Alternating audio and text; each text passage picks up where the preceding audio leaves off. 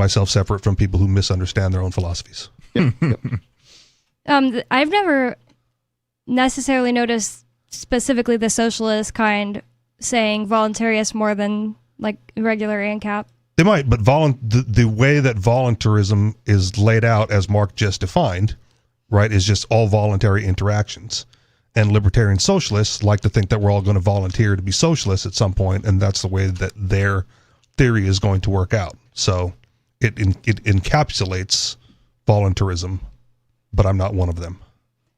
It doesn't even make sense. Like, how could you be a socialist and also a voluntarist? Because, like, you need state control of things. They would say you don't, right? Like to have socialism?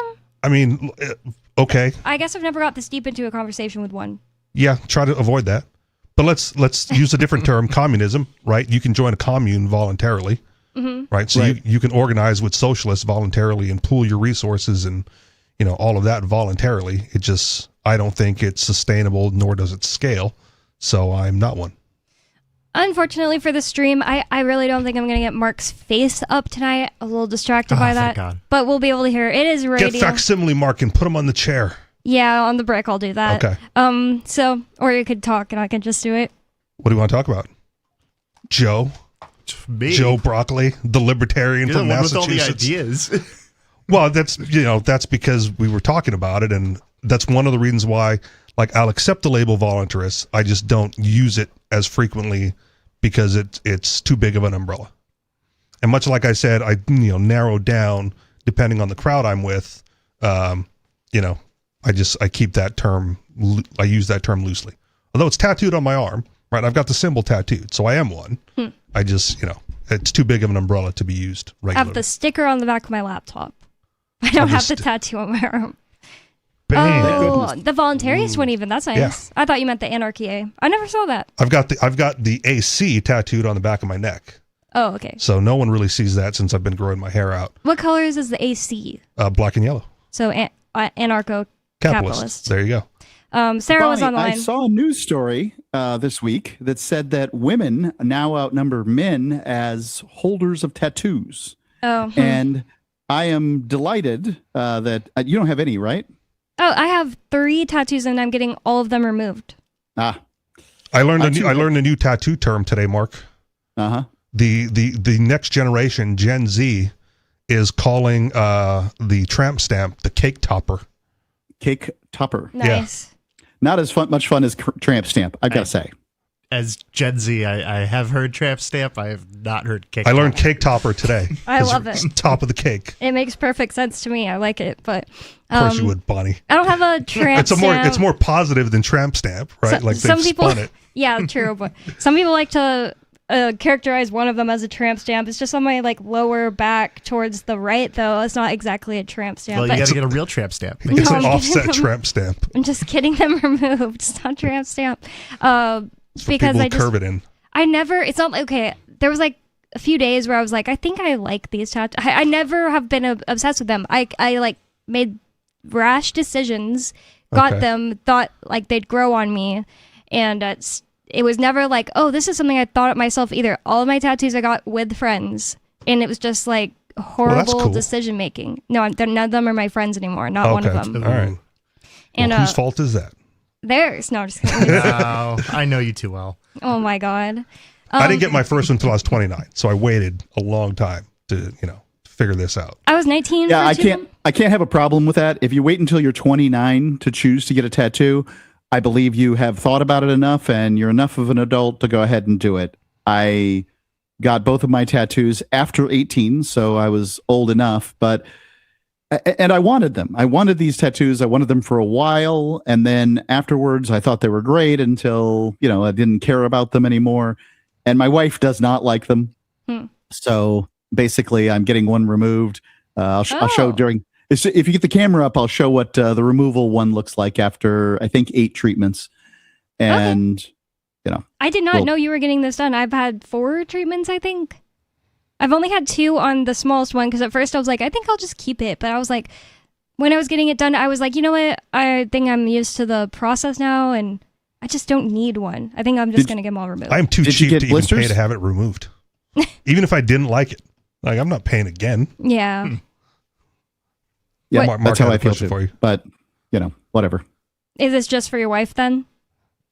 I mean, she wants it, and I don't feel anything about these tattoos. So yes, I am not getting rid of them because I like. It's not like I want them and she doesn't, and I'm doing it. I just don't care at all about them. But how long have you been married? You've gone like that long with her, like so irritated with these tattoos, like, fine, you've worn me down for 20 years. No, I think she's got more money than sense at this point. Oh, okay. Ian has never liked my tattoos, but his like closest he comes to saying he doesn't like something about me is I'll be like, do you like my tattoos? And he'll be like, I'm glad that you are you. Like something like that. Yeah. Like a cop out. There we go. Like not exactly that sentence, but it'll be something like that. Congressional hearing answer. Exactly. Until he finds a cellmate that has a similar tattoo, that's the only thing on his mind. Ew. No. And the problem is one of them is kind of a boyish tattoo. Like you go. I got a tattoo with a gay guy. It's like an eagle. It's traditional, quote unquote, style, and it looks like it's on like the Mexican flag, kind of, or like the American U.S. seal. Okay. To me, it looks more like the Mexican one. I don't know. And it looks great on him, but I don't know why we decided we had to get that one together of all things. Like he obviously didn't want like a butterfly, like he wasn't like a twink gay. I don't know if he falls under twink, but he wasn't like a gay who wants to like look like a girl. If that makes sense. Like worked on cars, but still very gay. It's a queer tattoo. Well, it's not very girly, and that's why I'm like, what even made me think I should do that? It's crazy. But anyways, I got them at 19 and 22. Well, that's interesting. Women now outnumber men in tattoos. I feel like it's probably been that way for a while because definitely I feel like almost all women I know have tattoos. Not necessarily true for men. Do you have any? No, I don't have any. But I definitely. His body's a temple. How old are you? Absolutely. How old are you? I'm 24. So I've not hit that magic 29 tattoo number yet. So I'm still waiting. There you go. I'd like you to hold off till 34 before you make that decision. 34. Okay, so it keeps going up. It's Are you saying I was too young, Mark, to make this decision As on my I get own? older, my 30s seem like a time of rash decisions to me. No, I thought about it for a while before I went and got it. And I tried to, a buddy of mine also wanted to get a tattoo. I'm like, let's do it. Let's go. I've been wanting one. You now want one. And You got the same one? No, we did not get the same one. He just wanted a tattoo. And so I was like, well, let's go, And he chickened out long enough where finally one weekend we weren't hanging out. And I just went and did it by myself. Then I went to Claire's and got my ears pierced. I actually kind of forget when I got the eagle, my friend went with us and we were all three going to get one, but she just like absolutely couldn't agree on any of them with us. So she got like an olive branch while we got the eagle. So I guess technically I have one friend that I'm still friends with that it's technically a friendship tattoo with, but she got a different tattoo because she was just like trying to be different. So it doesn't count anyway. She's not in the same group chat as everybody else. Doesn't the eagle hold on the seal of the United States? Isn't it holding some olive branches? Oh, is it olive? Actually, that's an interesting thought. I hadn't even thought about that. But I'm not sure if it's holding olive. Yeah, because 13 arrows, but it's only 11 on the White House office, the Oval Office seal. Joe says it is. That's really interesting. Yeah, I never thought of that. I got that in a crossword the other day, so I know for a fact that it's olive. What kind of 24-year-old is he? This is like Exhibit A. Like, I thought he was like 35 when I met him. I can see that. He got it in a crossword. Okay, we have a caller in line. Turd Ferguson in Pennsylvania. You're on Free Talk Live. What's on your mind? Do you have shading on your abs, Turd? Wait, what? Do you have tattoo shading for abs? Oh my god. No. Well, are you commenting on my new Facebook profile picture? I don't know if I've seen it yet, but maybe. I guess so. Oh, if that's what you posted. Okay. Well, it's me like basically half naked with my shirt off, and it's like my abs are just popping. It was after like a 5-day fast, and I have the body of an Abercrombie and Fitch model. Some people have said it's a little creepy for guys. Yeah, the 16-year-olds. Wait, what part is creepy? Well, I guess it's just like the fact that he fasted for 5 days to take a Facebook photo. Well, I know. If it turns out, hey. But It's I'm wearing these like Nickelodeon cartoon character pajama pants, but they're like kind of pulled down a little bit so you can see like the very top of my pubes. Ew, creepy. And people. Well, no, okay. Creepy. I'm on Turd side on this one only because if you look at bodybuilding photos, right, like the V cut down in that area is very important. Yeah, it is. Exactly. Yeah, that's kind of, and you can kind of see my Adonis belt, I guess they call it a little bit too, which is why I posted that. But but I thought that's what you were talking about. But anyway, no, because we're talking about tattoos. So what'd you actually call in about? Well, I don't think women should really get tattoos. I think, especially if you're like a really unattractive woman, then fine, like do whatever you want. But if you're an attractive woman, you should preserve your body. You know what I mean? Debt-free virgins with no tattoos. Are you just trying to make sure Joe doesn't, put a bumper sticker on his Bentley? Is that what this is all about? Right. Yes, exactly. Yeah. But yeah, no bumper stickers on Lamborghinis. All right. It's not good. It just represents poor taste. That's what Kim Kardashian said, the bumper sticker on a Bentley. I don't know that that's like she originated that quote, but I just always remember that. And it's like probably pretty good, like, the original choice. quote. The original quote Wish I was no heeded bumper it. stickers on. The original quote was no bumper stickers on Lambos, and she definitely did not originate it. Okay. But it's something I do agree with. And if you're listening right now and you're a pretty girl, you're the Lamborghini. Just a little heads up there, little. This will probably have the giveaway. opposite of the desired And if you're effect. ugly, then cover yourself in tats. Nobody wants to see that. Well, if you're ugly, it doesn't matter. You can do whatever you want. Or if you're a man, obviously, because men are already disgusting. I'm a Honda Civic, and like a 90s Honda all my Civic. ex-girlfriends, they're Lamborghinis, and I can do whatever I want to myself because I'm already gross.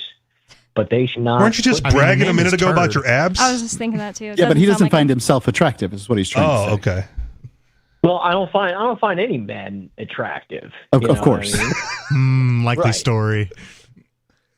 Well, it's the truth. What? Have you ever seen an attractive man? Tom Brady. Objectively. Ew. Brad Pitt, like, if I'm just going to be objective. I think Keanu Reeves. Well, maybe that's why you can see I have a where mirror. I have Ian. Well played, Mark. Thank you. Well, I'm about to finish a sleeve. I have an Oasis tattoo on my right arm, and I'm about to get that colored in with white to kind of make it more match the logos on the album. And then I'm going to get some really. You can't get stuff, white some removed. mushrooms. I learned this because I'm going to get it removed, and the white has something in it, like titanium dioxide or something. I'm not sure if that's the right word. That whenever they hit it with the laser, it just turns black there. Really? Yeah, my tattoo artist tested it on a chair that had that ingredient. It was like a white cushion chair, and he hit it, and it just looks like it's like a burn spot. So just chart it. Well, I really didn't think. Yep. I really don't plan to ever get tattoos removed anyway. Okay, I'm not an attractive woman. I have no need to get tattoos removed after I get them. What if a Lamborghini I'd like to be clear drives that up getting to you? tattoos removed is not an entirely successful operation. What do you mean? Yeah, I know. They don't get all the way gone. Mine says Right. it'll look like I never had it. He's very. I love the sound of that. Maybe I'll end up going to yours. We got to get If- a Until you before show and up under the after on black that. light. I would absolutely. I was under the impression that tattoo was removed. Oh, that's sick though. A black light only tattoo. They are. Like, They are cool. Yeah, a white one, that would be pretty cool if I wanted one. Like, of all of them, I think white is pretty cool. But in the red, I am having an allergic reaction to the tiny bits of red on my eagle getting removed. He tried it one time so far, but I'm just taking Zyrtec and it's fine. Like, I was like itchy all over, and anywhere I itched left like big welt. But then I was like, okay, I'm scared. But I texted the tattoo artist, and I was scared that he was going to be like, I can't work on you anymore. And then he'd leave my tattoos half faded. But he was like, try just taking like Zyrtec is like allergy med. So I just took an allergy med at night, and now I'm fine. But anything else for us today, Turd?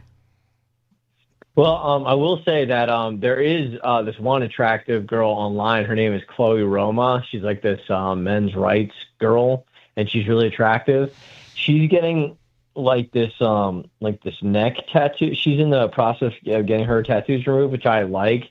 Except she actually does, like, there's always like an exception to the rule, like 1 out of every 1,000, right? And she has this tattoo around her neck that's actually kind of sexy. It kind of makes you want to choke her, but in a good way. Oh God! And she's removing that too, which I think she should get all her other ones removed, but leave that one personally. That's so odd. It would be like the weirdest one to leave. Like, if you like choking people, there's a jiu-jitsu studio near you. You want to choke some men with Mark at a jiu-jitsu? I'm not really necessarily. Well, I don't know. Would you like your girl women get your handprints tattooed on her neck, turd? Ew, I saw like that. Choking women. I like choking women for very specific reasons. I saw basically what you said. There's some brown belt women at that studio near you that would love to choke you right back. Okay. I think the only kung fu studio in Shrewsbury is a karate studio, but maybe I don't know. Maybe I'm wrong though. But, is karate like a type of kung fu? Sorry, I thought it was on. No. I didn't think so. Okay, thanks, Turd, for the call. Didn't feel like he had anything else to say. Funny story for you, Mark, about jiu-jitsu chicks. I knew a girl who was like doing jiu-jitsu, and I calmly explained to her why they have weight classes. And unfortunately, it was like 4:00 in the morning. We had just gone out. It was me, my buddy, her, and her friend. And we were in the parking lot of a restaurant where she decided like this was the opportunity to test that weight class theory. So I'm like, all right, let's go. I got zero training, but I'm bigger than you. Mm-hmm. And I think that makes all the difference. And as she tried to take me down, if you know your jiu-jitsu positioning, I got her in the mount. Like I mounted her at 4:00 in the morning in the parking lot of a restaurant. And my buddy yells out, "That's the rape position." Oh my God. And so I got off so quickly and we hauled butt out of there. What the heck? So she won. No. Just running away makes you look a lot more guilty. I had her pinned down in the quote unquote rape position, and that was the end of it. Did you know the rules to this type Well, of the rules was she wrestling? thought she could take me down because she has, training and technique. Mm-hmm. And I'm a big fat dude who's like, there's no way, you're too small of a girl. That's why I'm asking, did you know any, did you have any training, know any technique, or was it just... No. I'm just a big fat dude who watches the UFC too much. So I know stuff, but she tried to take me down and failed miserably and got herself in the rape position. Oh my God. Which, had it been anybody else at 4:00 in the morning on the outside parking lot of a restaurant, would have proceeded onward from that position, and there's nothing her jiu-jitsu training was going to do about it. Running away doesn't seem like the move. I don't know. It would have been a smarter move than trying to take down a bigger guy because you've got training and technique. Yeah. What did she just coach that's you always the truth. Just to be clear, when it comes to self-defense, the number one thing you can do to keep yourself safe is to run away, is to try to get away from this person. Everything else is sort of bluster and pride, and we know where pride ends you up. Pride isn't in the rape thing. position. In the rape position. What about having a gun? I think I'd rather run. I think that having a gun is a fine idea, but remember, you've got to pull it faster than the other guy. Guns aren't useful if they're sitting in their holsters. Mm-hmm. This is the difficulty.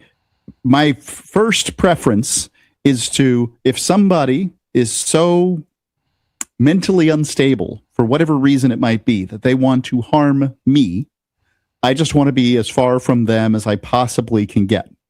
And if they're not going to allow that to happen, then we're talking about self-defense. I just meant I didn't know if you meant statistically running it works out better than having a gun, or if you meant that's just your opinion.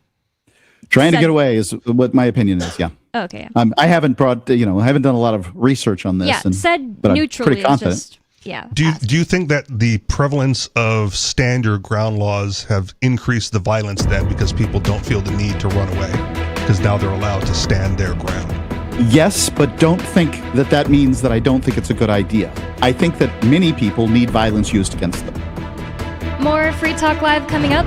603-283-6160 is the phone number. That's 603-283-6160 to get in on the conversation with us.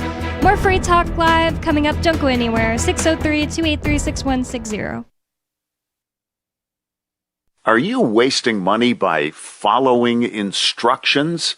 I'm Holland Cook with Inflation Hacks. It could be the most diabolical marketing tactic ever. On your bottle of shampoo, it says rinse and repeat. Translation, use this up twice as fast as you need to. Hey, old habits die hard.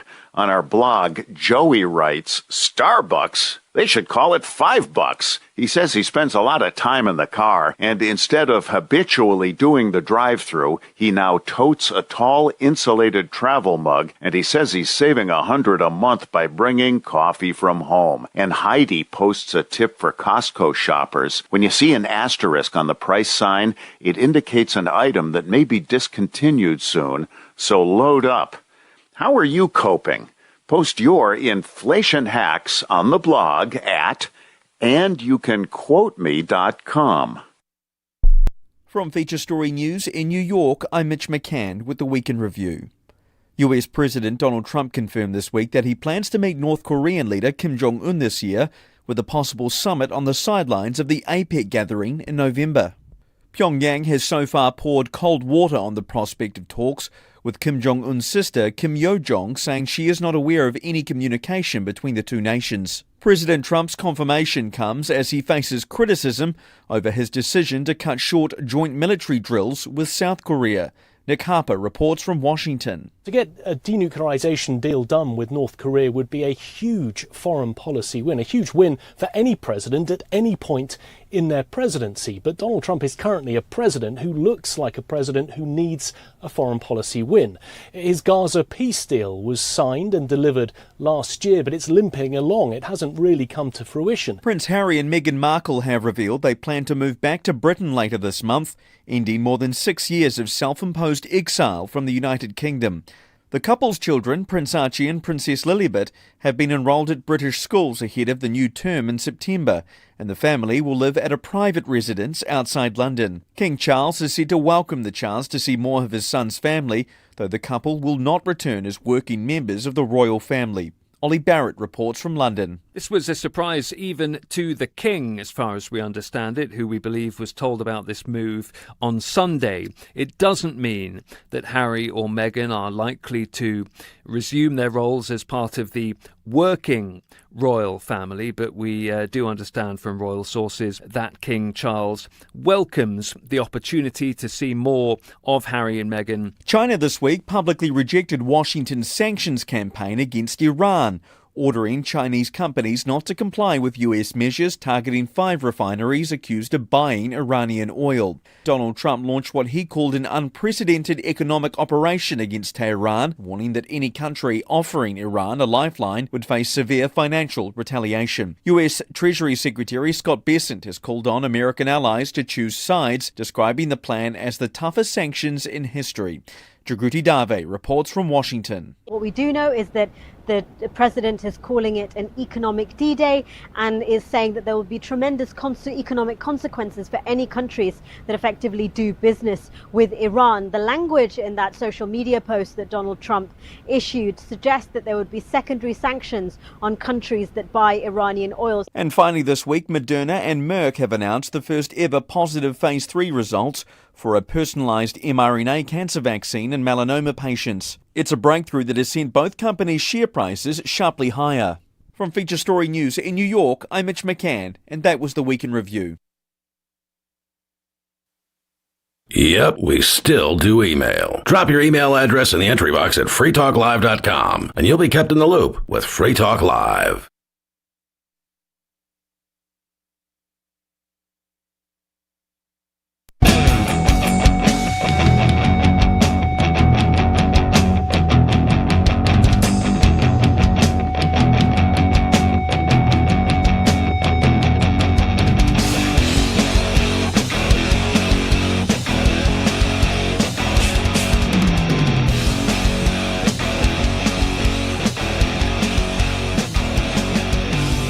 It's Free Talk Live, talk radio that you control, and 603-283-6160 is the phone number to call. That's 603-283-6160 to get in on the conversation with us. And I'd like to thank Awkward for being an amplifier with us here at Free Talk Live. That means that Awkward went to amps.freetalklive.com and signed up to support the show. AMPS stands for Advertise, Market, Promote, and Support. Thanks to Awkward and everyone who supports us. Again, that's amps.freetalklive.com if you'd like to check out the perks and benefits of becoming an amplifier. With you on Free Talk Live tonight, you've got me, Bonnie. Joe. Richie Rich. Oh, I censored you, Mark. Go ahead. And Mark Edge remotely. And I got your beautiful face on the screen, just so you know. So Beautiful. You're there. I just see that one. Faces on the screen. Have you guys met? No, you didn't meet Mark at Fork Fest because you didn't go. So I'm going to razz him anyway. That's very good. Well, we have a caller on the line, so I'm going to go to the phones. We have Sarah in New Mexico. You're on Free Talk Live. What's on your mind, Sarah? Yes, I try to enroll my younger sister to my network marketing. You have a younger sister? Is she a communist? I don't know whether, I don't think she is. No. I turned communist in the East Coast. I lived in Boston. Probably Massachusetts. See? Yeah, Boston. yeah. She's told us that before. Yeah, that's where somebody came up like giving out communism flyers and she started taking classes. Right, Sarah? Am I right about that? Right, that's correct. And I went to a Communist Party meeting in New York also. That they had conventions and they had Communist Party meetings in up in the East Coast. I went to one of the conventions in Connecticut or something. They're all up in the East Coast. So, but not around here. I don't know, but in the East Coast, there's quite a bit of communists. But she came up with this. Well, I heard on the website. I don't know what website she was on. It says it's impossible to cancel out, and I'm like, look, we have a bank account. We got a bank card. We're going to use our bank card and pay for you for a whole year for $150. Don't you that the backup orders, all the orders will be coming out of our bank account because you're family. We want to help you, because I'm basically doing this because she's stuck there taking care of my mom, and I'm over here, and I feel like that's the way I could help. As a communist, why don't you do that for all of your downline? Well, and then she's like, I talked to her, it's like, I don't want to charge my account for $100 a month, whether I don't need a product. It's like, she is not understanding what I'm selling her. I'm using my card. It'll be coming out of my charge. And then she come up with, well, I heard that it's hard to cancel out. And I'm trying to figure out where all this bad things are coming about. Well, I think some people might be just trying to be like somewhat polite and just tell you they're not interested, and they're just thinking of like a excuse, which might not be the kindest thing to do. The kindest thing to do would be to be honest and just tell you that they're just not interested. But instead, she says something like, "Oh, I'm afraid it'll charge your account. Oh, I'm afraid it's going to be too hard to cancel." You they're just giving you objections to overcome. But I sent her like a $360 worth of box, and she's like, "Thank you for all these wonderful products." And I'm she like, never once sent anything to the studio. And then she comes up with, you know what? Every once in a while, I'll order stuff from you, and I'll buy things from you whenever we feel like it. I'm like, yo, you're my sister. You get everything free. I'm not gonna charge you if I send you something. I don't want any money for it because you're out there stuck with my mom, putting up with her, and she's kind of getting kind of crazy and senile and whatever. Your mom lives and your sister live in California? Right. Yeah. They're out there. She's like only like 10, 15 miles away, and she's out there giving her bath and cooking for her and cleaning her house. And have they ever asked you to come out and help? Well, you know what? Actually, I can't drive. I have in California. You got to drive. She drives. My mom can't drive, so I'm completely like not that helpful. If I can't drive and go to the grocery store or to the bank and come back. I think the term is useless. Well, the thing is, and I'm terrified of the earthquake. I was there when the big one ripped, and it was shaking for like 10 whole minutes. Oh my God. Sarah, your phone call is sounding really bad. Like it's like maybe I don't know if you're on speaker, but you might also just need to move your phone away from your mouth a little bit. It's getting really bad. She's always on speaker and always too close to the microphone. Yeah, I get really excited and I forget it. With your phone system, like I can't talk really close for some reason, but I'm off the couch. Speakerphone. That's all much better already. Yeah. Yeah. Okay. Thank you. So I can't be there. If I could, I'm not. She told me that I'm not much of a use because I can't drive. I was there last time. Drive. So. Yeah. You have to drive to go to the bank for her or to drive to go grocery shopping. And she's just like, well, you're not much really help. Sarah's a permanent pedestrian. Is it because you prefer not to drive, or is it just because you don't feel that you have enough money to spend on a car, or is it just you are scared of driving? I'm afraid of driving, and also the road rage. I can't handle people getting angry and honking and screaming at me. That'll just shut me down. Yeah. And if you learn to drive good, people don't do that to you. It's been getting worse. I'm almost Team Sarah. I'm getting so annoyed with drivers recently. But, there was an accident like right a few streets down from me, right at the intersection in front of me as I was coming over here tonight. Oh, I never really see it. I don't think I've ever seen an accident just happen. But I did see a wheel fly off a car in front of me going to Fork Fest this year.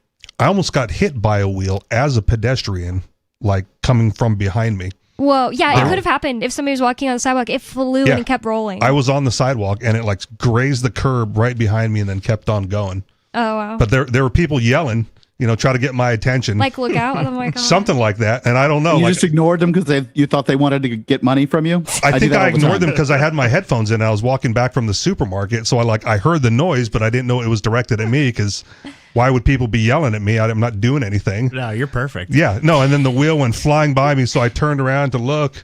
They're like, oh my gosh, whoa, And then I waited for the cars to pass to see which car it came off of, and I did not see a car missing a wheel. Whoa! Somebody just threw a tire. It was hauling butt, man.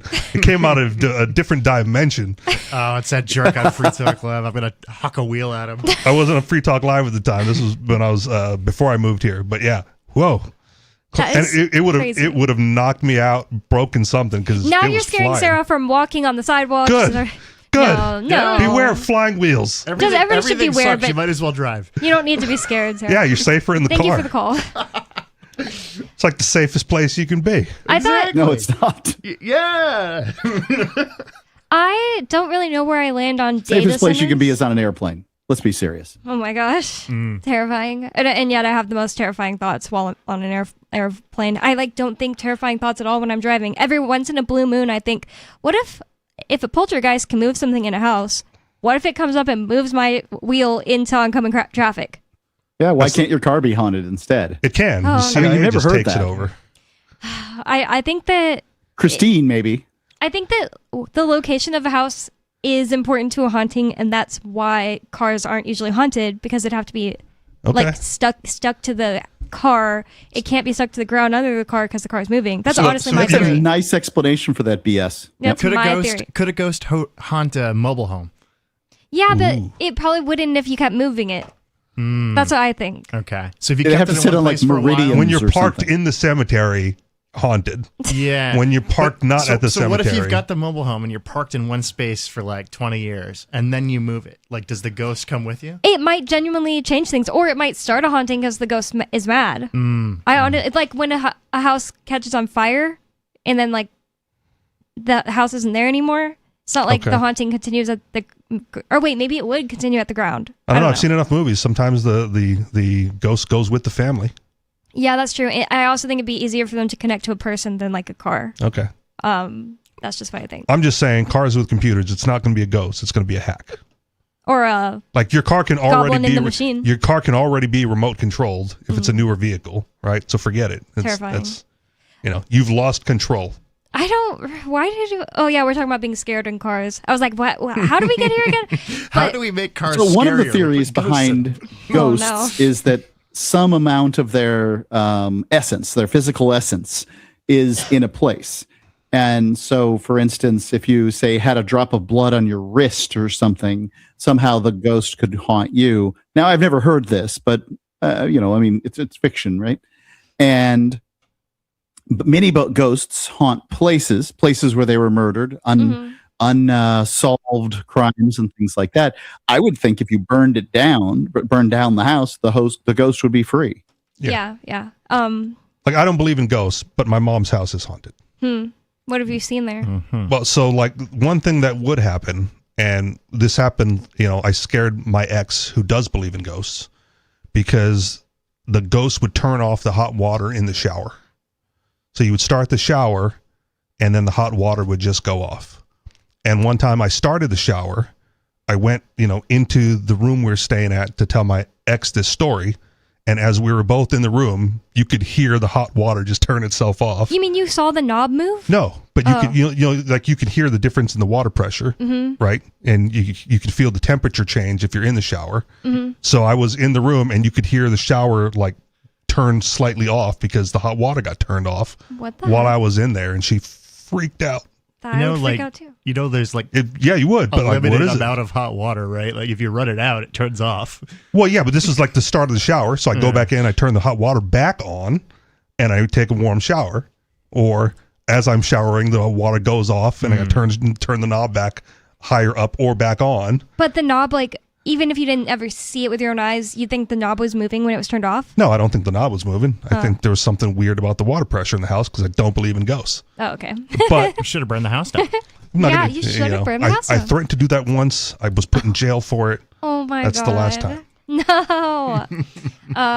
Really mad at your mom, I guess. Maybe your mom's the haunted one. And it just gave you a spirit of anger, the haunting that was on your mom. Yeah. So are there any situations where ghosts are actually happy with the people in the house and help them? Yeah, why are they always? Yeah, Casper the friendly ghost. There's a friendly ghost at the Conjuring house in Rhode Island. The Annabelle house? No, what's it do that's friendly? Does it like hand out hors d'oeuvres or chocolates? There's these people who found a way to talk to it, and its name is Abigail. There was a real Abigail Arnold that lived at the house in like the 1800s, I think it was. And she... Did the people look up the... It's nice. the deeds transfer of the house before they... All that stuff is like very well known because it's like the Conjuring house where a really big like popular haunting happened that Ed and Elaine 14 Brown... movies about it. Or I always say Ed and Elaine Brown. I meant to say Ed and Elaine... I can't remember right now. They're these two, like the most famous demonologists, like haunting. Now that you've said Brown, I'm not going to be able to remember. I know. It's because of the Ed. Oh, wait, it's not even Ed and Elaine. I think that I completely messed myself up. But okay, these two people, investigators, they did a, what's the word? Exorcism there. Okay. And somebody allegedly flew across the room, and that whole story, that family's story, is what the Conjuring movies are based on. Okay.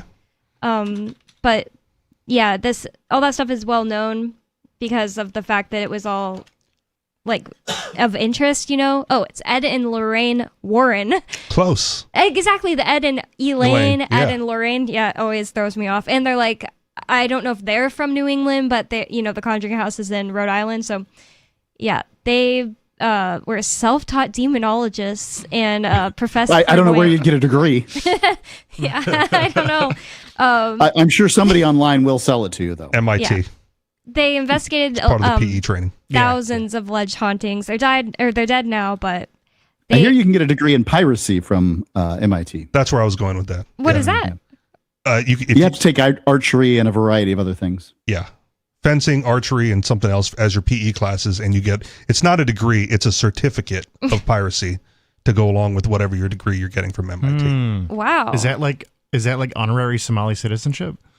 Nice. I don't really have Now, that's a curious question. How do you get out of Somalia if there's no passport? You just leave. You just leave. Yeah, what do you mean? Yeah, but who takes you? What? Who? The pirates. Yeah, the pirates with anybody MIT with a degrees. boat. Anybody with a boat and a capitalist mindset to take a payment for and travel. A degree from MIT. Yeah. Well, they're anarchists. Yeah. We don't know to that Yemen. they're capitalists. Look, like let's not forget the passport generally was supposed to be a temporary government program during wartime that has sustained itself for 100+ years. Let's not pretend like this is a necessary document for the human species to migrate around the planet. So if you're in Somalia and they're like, oh, we don't have a passport, I'd say like point Somalia. Oh, I'd like to stand against that a little bit. Now, I've made the same points in the air, but I've done some research on this, and passports are like they're sort of were necessary at one point, right?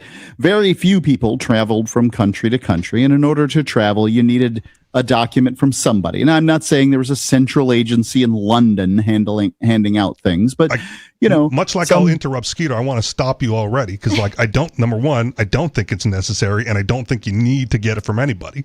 That's a social construct. But continue.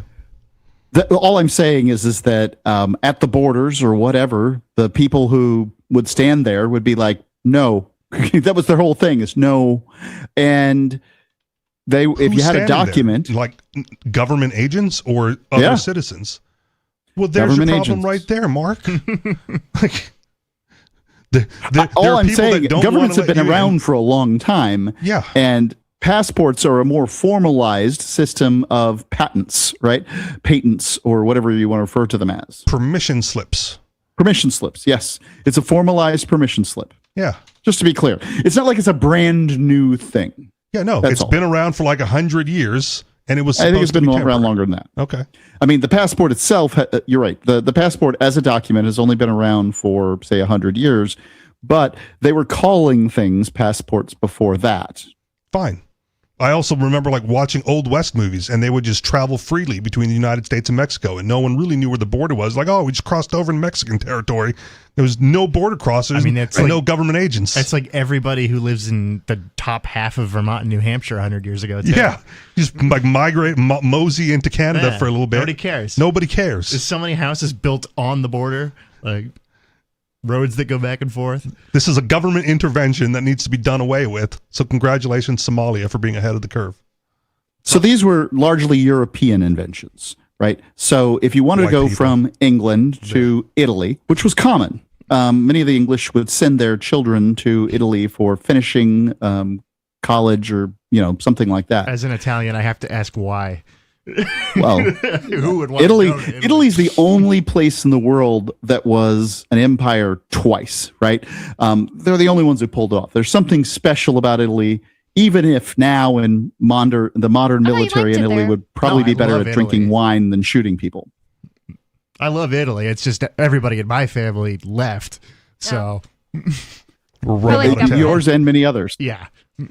I looked up who's more likely to believe in ghosts. Do you want to hear this? Yes. What are the options? Young women with beautiful blue eyes. Yes. It says with tattoos or no tattoos. I don't know if that has. I think they're in the process getting rid of their tattoos. Okay. It says the most likely 5 demographics are 1, women at 40%, 2, people who infrequently attend religious service. Fakers. College non-graduates. Oh my God, I'm on 3 so far. Mm-hmm. Political moderates, not me. And then liberals, 35%. Oh, yep, that's you. So, ding, ding, ding, liberal. I think I get 3 out of those 5. But yeah, that's interesting to me. The problem with a moderate could be considered a libertarian relatively easily. Many people would consider somebody who is, right on some issues and left on other issues to be a moderate. The problem with being using the term liberal is all libertarians are, by their definition, liberal, in so much as they're, sort of against authoritarianism, and authoritarianism was what would have been sitting on the right in 18th century France. I also think it's interesting. It says that 48% of American adults, because this is all Americans, by the way, believe in psychic or spiritual healing, while only 39% express a belief in ghosts. So, like, it seems like it's a lot more, like, common and seen as normal for someone to have these religious beliefs that are even kind of extreme, like that you can, like, spiritually heal yourself. People need to learn how to process their trauma. more so than they believe in ghosts. I believe in ghosts. The other day, I don't know if I should really say this, but please do. I tried to contact my grandpa who just died, and I really think I contacted him because... Did you use a system, or you just prayed? No, I have a radio device? that constantly switches through radio stations, and so you get like a clip here of like a song, a word, and you listen. And okay. So one of the things that came through was, "Girl, you look good," and I was like, "Oh, that sounds just like my grandpa."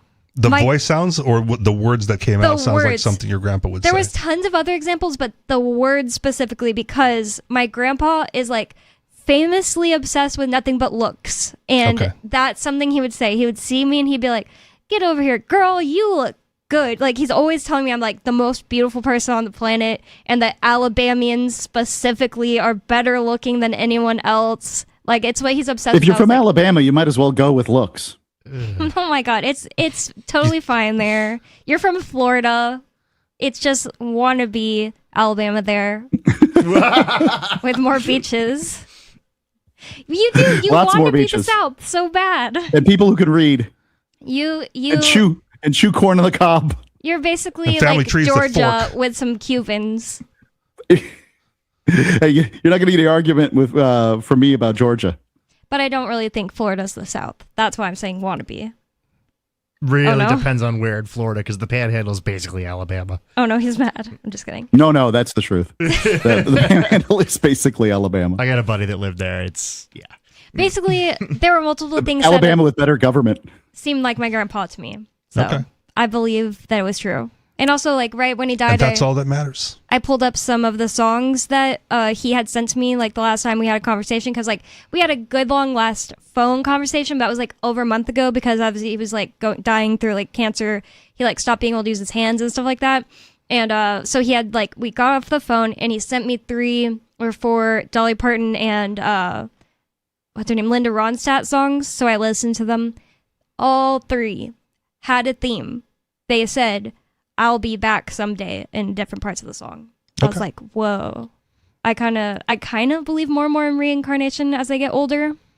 Not saying it's like a solid, hardcore belief, or that it would look like any specific religion. If it makes you feel good to believe, I'm not going to like yuck on your yum. Oh my God. That works. I'm just getting so tired of that. If that's the story you need to tell yourself to make yourself feel good, by all means, tell it. I don't know why, just like I can't deal with that saying yuck on your yum. Yeah, because it's like, it just sounds, I don't know, it's mixing 2 things that shouldn't be mixed. Yuck and yum. It's the opposites. I see that. I also think it's like when somebody says like yum, it's like, I don't know what it is, I don't like it. Okay. Like it's because it's overtly sexual. That's why. Really?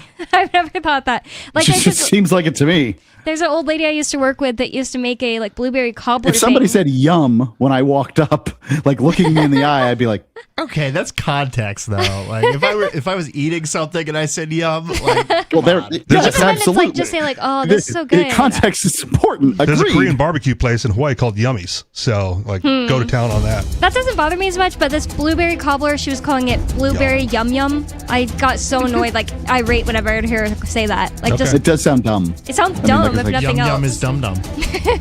More Free Talk Live coming up, 603-283-6160. We'll get into some real news stories instead of just talking about ghosts and stuff without any real rhyme or reason in the next segment. So 603-283-6160. Call in with whatever's on your mind. More Free Talk Live coming up.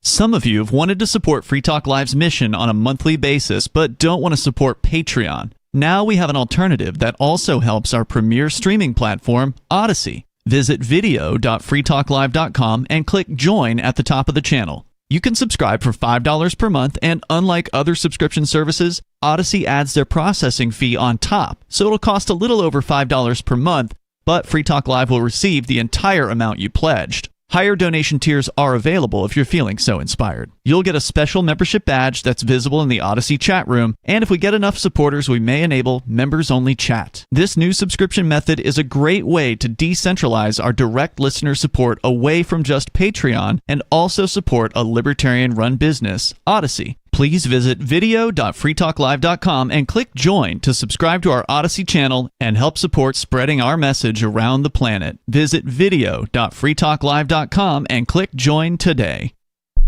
The new 4th edition of Healing Our World, The Compassion of Libertarianism, will take your understanding of liberty to a deeper level and has over 1,300 updated references, new cartoons, and a foreword by Dr. Ron Paul. With discounts for multiple book purchases, the 4th edition of Healing Our World is a great gift for the liberals, pragmatists, environmentalists, and Christians in your life who think libertarianism is cold-hearted. Get yours today at healing.freetalklive.com and use promo code FTL for a $5 discount. There are lots of ways to listen to Free Talk Live. Our podcast has been around since podcasts began, and now the FTL feed is loaded with content besides our full show archives. Did you know that we make it easy for you to customize your podcast subscriptions? We have different feeds, one that includes only our full shows, one with just the Daily Digest, and our main feed that includes everything. You decide what you listen to. It's quick and easy to customize your feeds at feeds.freetalklive.com. That's feeds.freetalklive.com.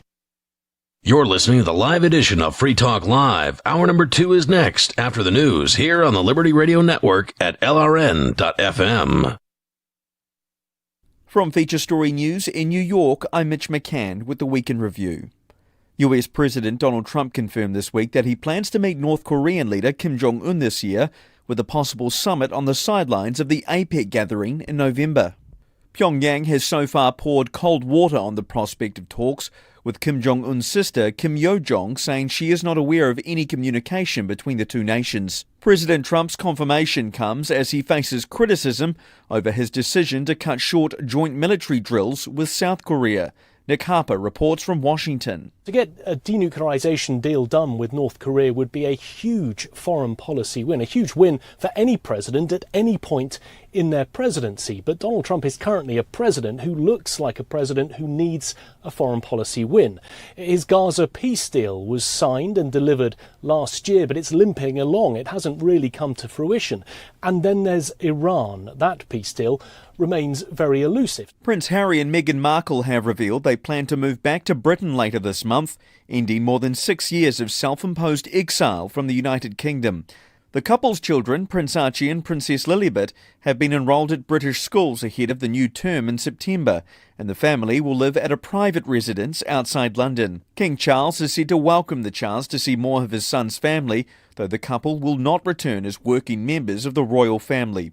Ollie Barrett reports from London. This was a surprise even to the King, as far as we understand it, who we believe was told about this move on Sunday. It doesn't mean that Harry or Meghan are likely to resume their roles as part of the working royal family, but we do understand from royal sources that King Charles welcomes the opportunity to see more of Harry and Meghan. China this week publicly rejected Washington's sanctions campaign against Iran, ordering Chinese companies not to comply with US measures targeting 5 refineries accused of buying Iranian oil. US President Donald Trump launched what he called an unprecedented economic operation against Tehran after nuclear talks collapsed, warning that any country offering Iran a lifeline would face severe financial retaliation. US Treasury Secretary Scott Bessent has called on American allies to choose sides, describing the plan as the toughest sanctions in history. Jagruti Dave reports from Washington. What we do know is that the president is calling it an economic D-Day and is saying that there will be tremendous economic consequences for any countries that effectively do business with Iran. The language in that social media post that Donald Trump issued suggests that there would be secondary sanctions on countries that buy Iranian oil. India and Japan have signed a maritime security cooperation pact during defence talks in New Delhi between the Indian Defence Minister and his Japanese counterpart. The two defence ministers have stressed the importance of a free and open Indo-Pacific, a theme that has defined the broader bilateral relationship in recent years. Ishan Garg in New Delhi says that the defence minister's remarks mirror commitments made at the highest political level. They kind of echo similar sentiments that were made public by India's Prime Minister Narendra Modi and Japanese Prime Minister Sanae Takaichi when she visited New Delhi a few months ago, and the idea of a free and Indo-Pacific that was very much central to India-Japan dialogues when the Prime Ministers met, and it's once again very central to the dialogue when the defense ministers are meeting.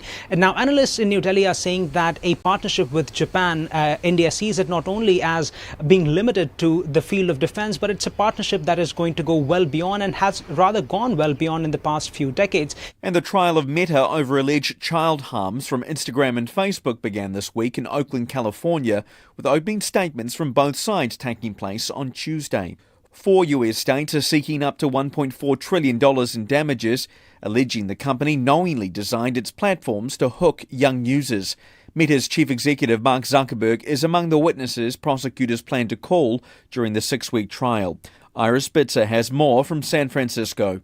For Meta's part, its lawyers called the state's argument unsubstantiated and said that they were dealing with industry-wide challenges such as age verification, and that singling them out as being liable in this case was not fair, and they've repeatedly called the state's arguments overblown. And finally this week, Moderna and Merck have announced the first ever positive phase 3 results for a personalised mRNA cancer vaccine in melanoma patients. It's a breakthrough that has sent both companies' share prices sharply higher.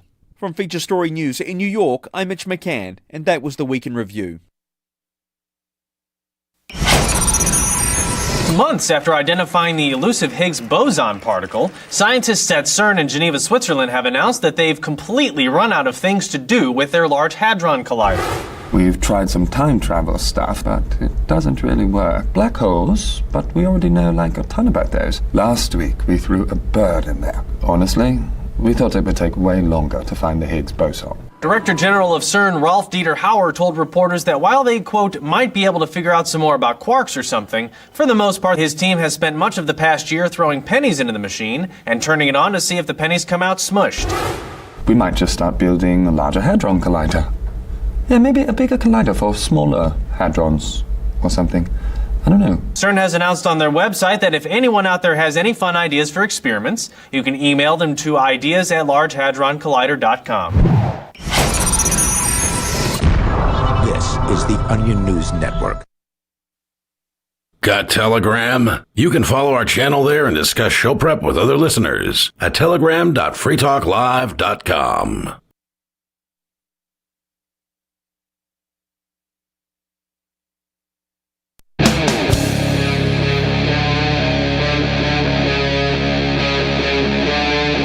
Free Talk Live.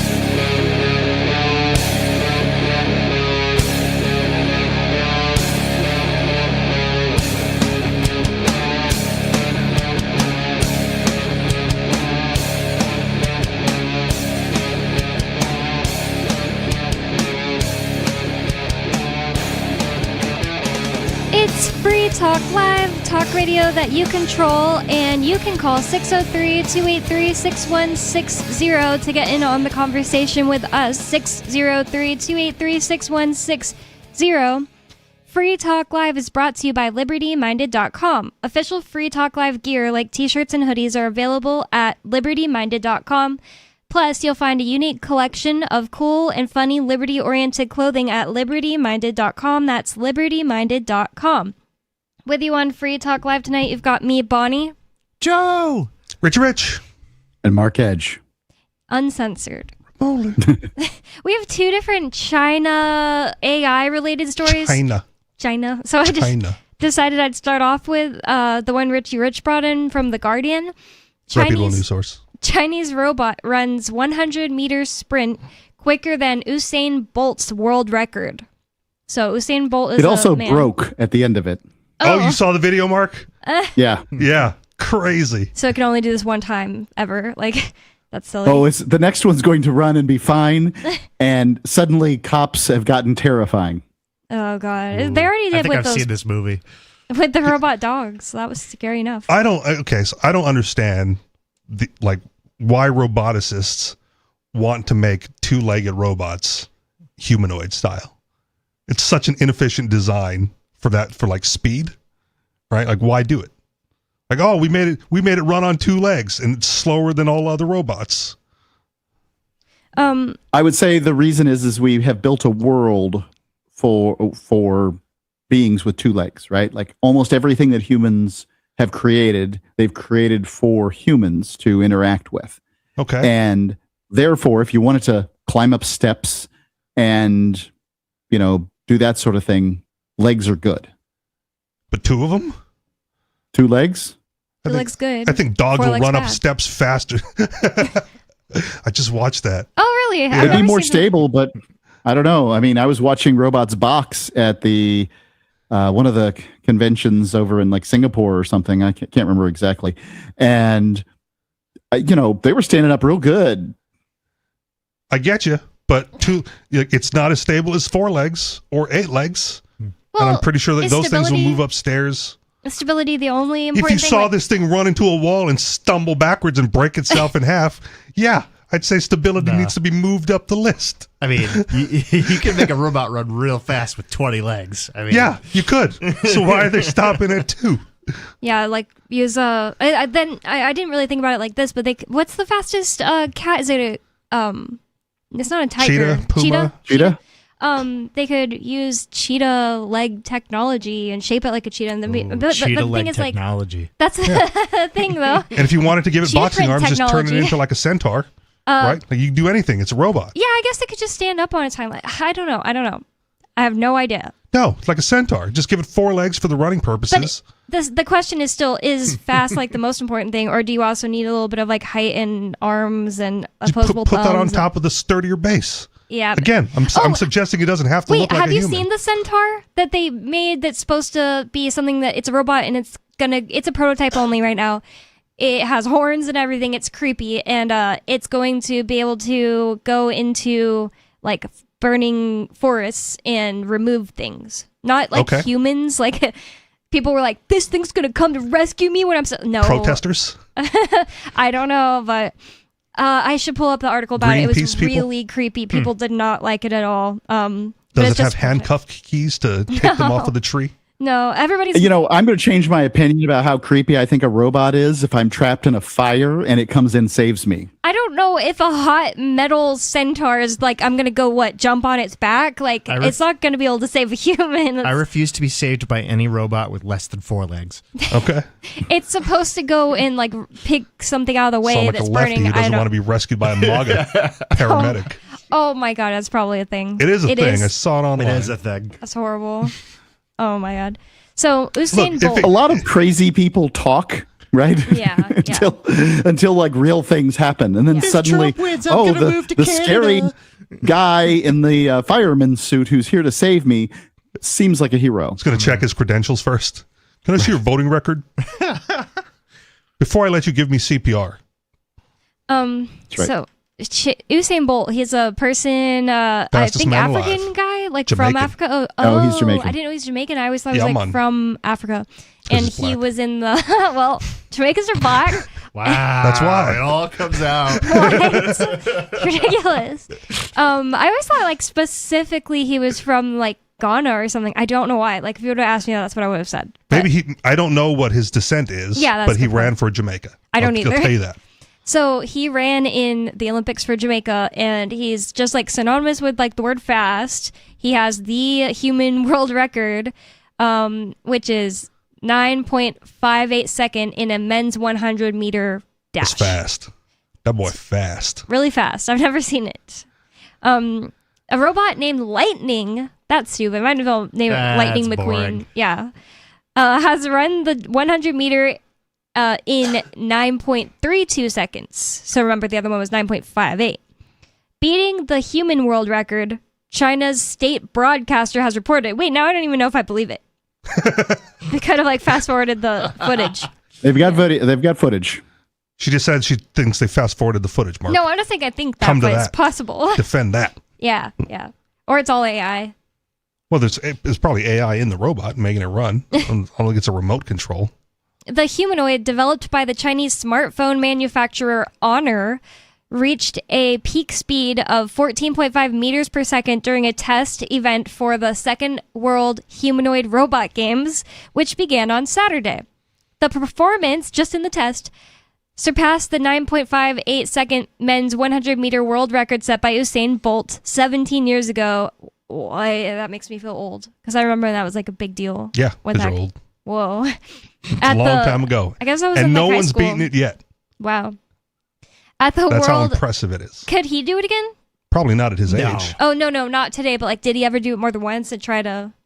Yeah, I mean, he ran more after the Olympics that he set the world record, but He's never run that fast. Obviously not, because that's not the world record. But I was gonna say, like, what if they like just say, well, he has, but it doesn't count because it wasn't in the Olympics. Oh. I don't know. Yeah, That's well, probably not how it counts. Yeah. How it Okay. works. So there's like if you watch sports as like the Olympics, they'll put up two record numbers. They'll put up the world record and the Olympic record if they are different. Okay. So it's possible that you can get the world record outside the Olympics at like a national championship or world championship on an off year. So you'll have the world record, but not the Olympic record That's not necessarily. because you don't get a gold medal. Well, you do. It's just not an Olympic medal. Oh, okay. So I'd rather get a gold medal from the guys that make Guinness.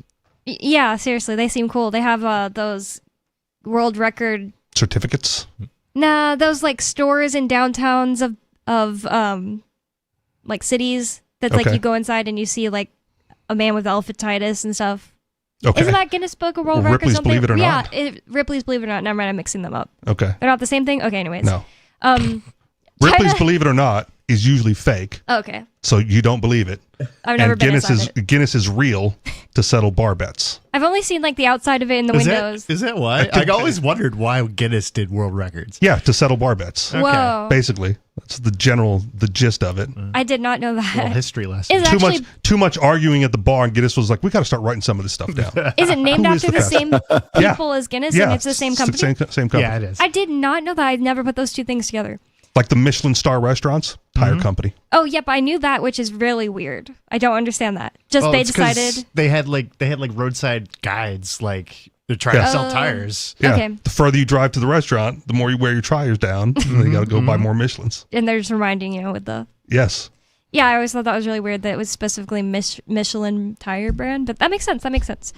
China has been promoting humanoid robots as an emerging industry with policymakers and companies betting that advances in AI and hardware will accelerate their deployment in manufacturing, logistics, and consumer applications.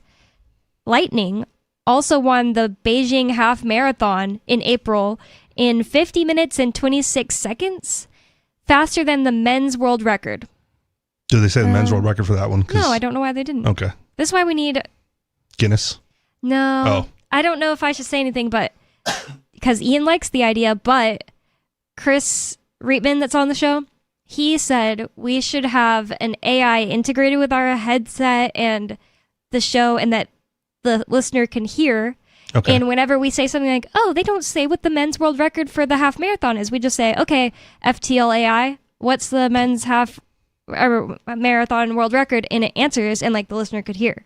Okay. That would be great, except like Grok or something like that. You just can't get it to shut up. You say, "Hey, you can remain quiet for a moment." That'd be appreciated, and we'll do that. And then you say something, and the Grok will respond. Like it just doesn't stop, and you've got to push the little button to make it stop, which is fine. It's just counterintuitive. You can't have a conversation with someone and a Grok all at the same time. I guess I would definitely not. I would say I don't want to even remotely try this without Ian, because I think Ian would sit there and get really nerdy about it and like. What if he just used Ian's voice? No.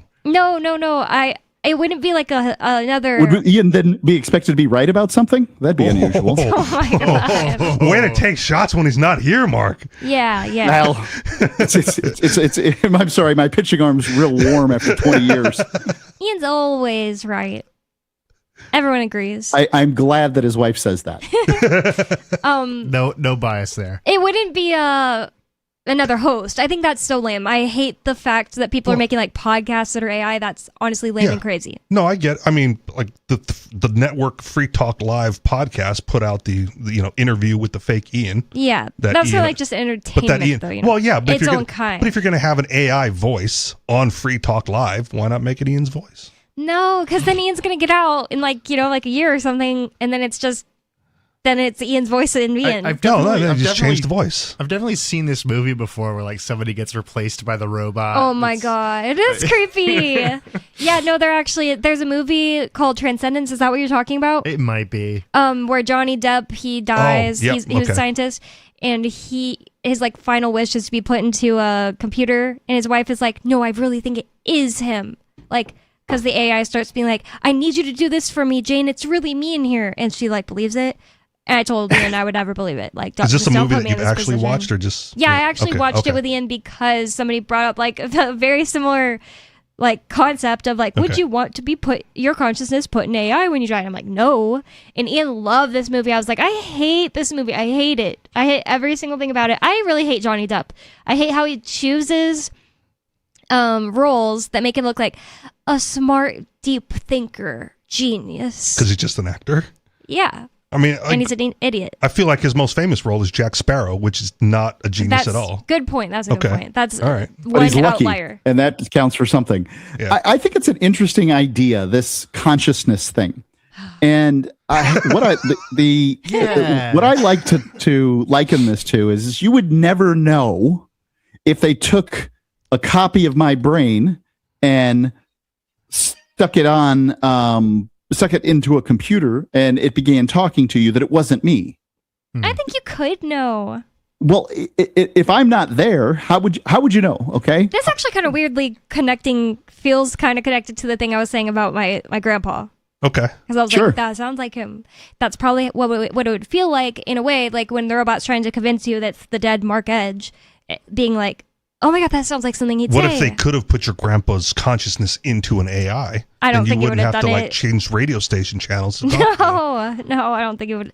I wouldn't want to be trapped in an AI. I don't think most old people would be into that idea. Like they are just like, no, let God take my soul, kind of thing.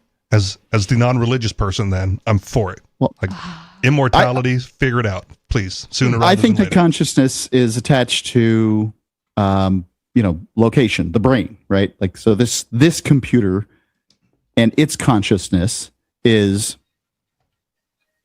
somehow related to, like, you could make an exact copy and that wouldn't, move my consciousness to a different location. But there'd be two marks. There would be the mark. That's fine. Okay. And you wouldn't know a difference, would be my contention. Yeah. And here's my point is that we have genetically perfect genetic copies already. And we've had them for, hundreds of thousands of years, millions of years. We call them twins. Mm-hmm. And those twins don't share a consciousness. Now, some would claim that they share some kind of altered consciousness that we don't have. Yeah, twin connections are weird. They are. Like, that's quantum level stuff right there. I agree. So that's all I'm saying is that if they made a twin of me, put it in a computer, and I'm gone, there's no way for you to know. Because if I was walking around and standing there, you'd say, oh, well, this is the real Mark Edge, and he says it's not this consciousness there. I'll just put you out of your misery. Of course, if I had a goatee on, you'd think, oh, I'm the mirror image of Mark Edge from the mirror universe. Would computer Mark Edge know that he's not real Mark Edge? No. Okay.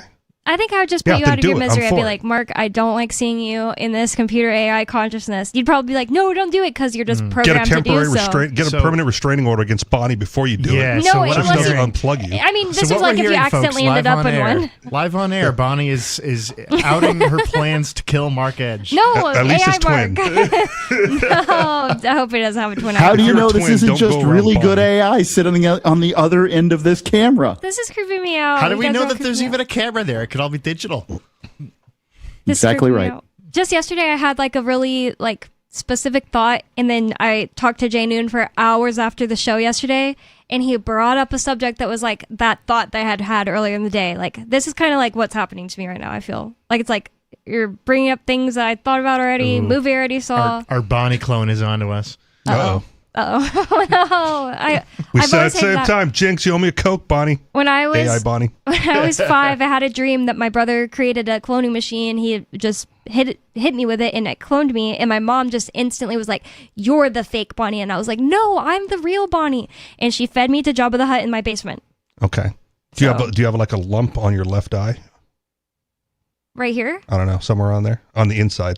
Oh no. No. Okay. You're the real Bonnie then. Oh, okay. What? Another movie reference. Oh, okay, another movie. What movie? I don't get it. I'm spacing on the name of it. It's an Arnold Schwarzenegger movie. Oh, okay. He's The Sixth Day or something. He's the one that's in another robot movie where cops become robots. Yeah. What's that one? RoboCop. No. Terminator. Terminator. Thank you. I couldn't think of the word. I knew it started with a T. But You said cops become robots. I thought. okay, there's another But one. we were also talking about Arnold Schwarzenegger. I think it's kind of funny that a lot of times we talk about this and robot that wasn't a can run robot really becoming fast. a cop. That was a cop becoming a robot. Oh, okay. And still a cop. Potato. Did he put his consciousness in a robot? Yeah. That's creepy.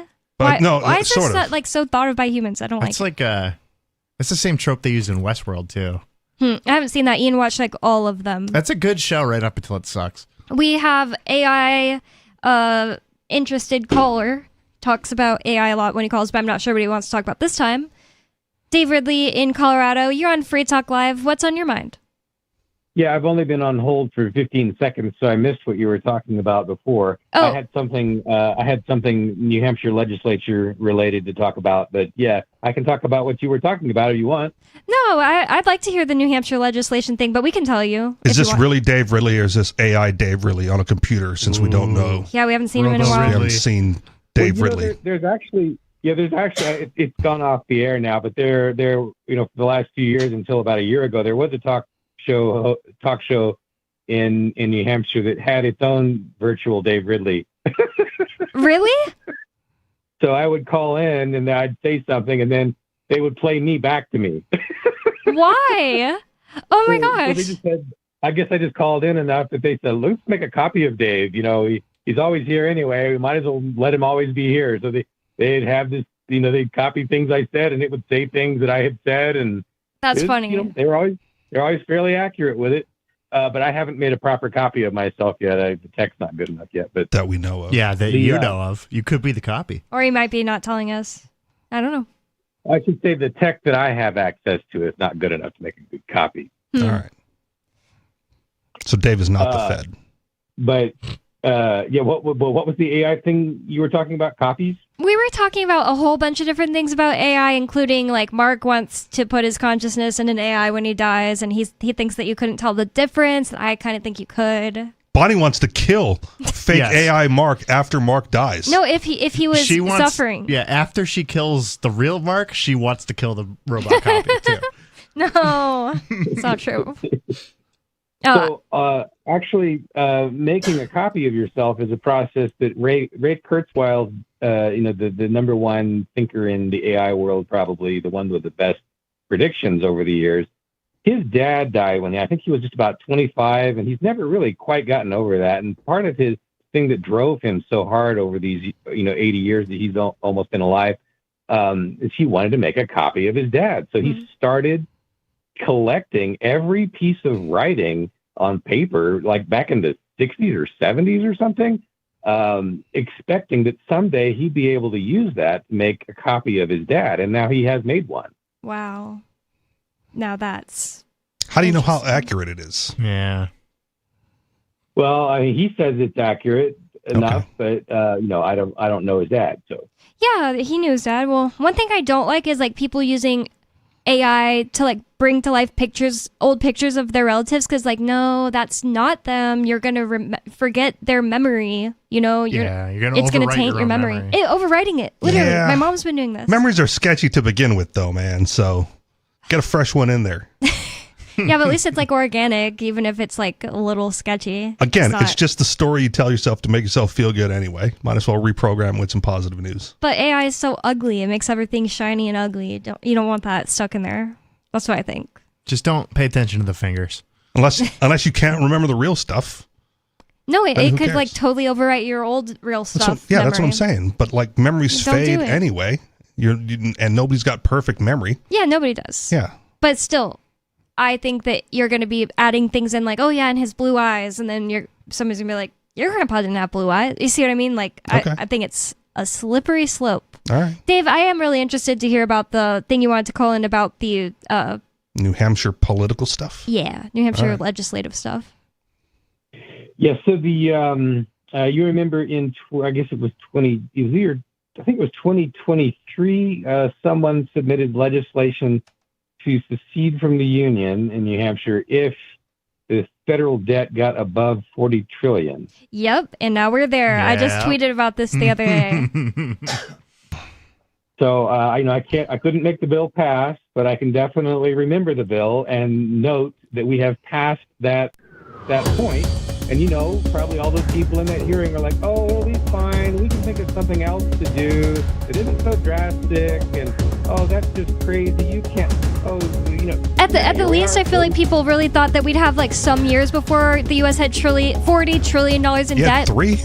But now, but I mean like more, maybe like even like 10 or something. More Free Talk Live coming up, 603-283-6160.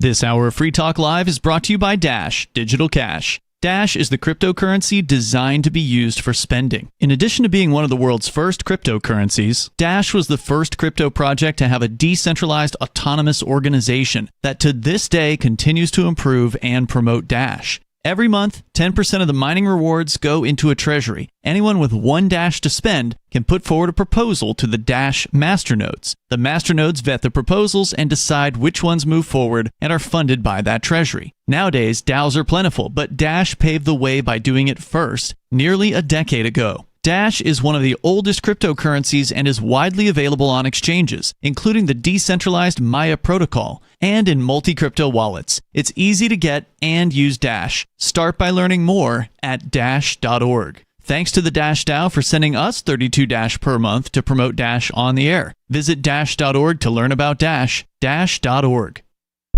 From Feature Story News in New York, I'm Mitch McCann with the Week in Review. US President Donald Trump confirmed this week that he plans to meet North Korean leader Kim Jong-un this year, with a possible summit on the sidelines of the APEC gathering in November. Pyongyang has so far poured cold water on the prospect of talks, with Kim Jong-un's sister Kim Yo-jong saying she is not aware of any communication between the two nations. President Trump's confirmation comes as he faces criticism over his decision to cut short joint military drills with South Korea. Nick Harper reports from Washington. To get a denuclearization deal done with North Korea would be a huge foreign policy win, a huge win for any president at any point in their presidency. But Donald Trump is currently a president who looks like a president who needs a foreign policy win. His Gaza peace deal was signed and delivered last year, but it's limping along. It hasn't really come to fruition. Prince Harry and Meghan Markle have revealed they plan to move back to Britain later this month, ending more than 6 years of self-imposed exile from the United Kingdom. The couple's children, Prince Archie and Princess Lilibet, have been enrolled at British schools ahead of the new term in September, and the family will live at a private residence outside London. King Charles is said to welcome the chance to see more of his son's family, though the couple will not return as working members of the royal family.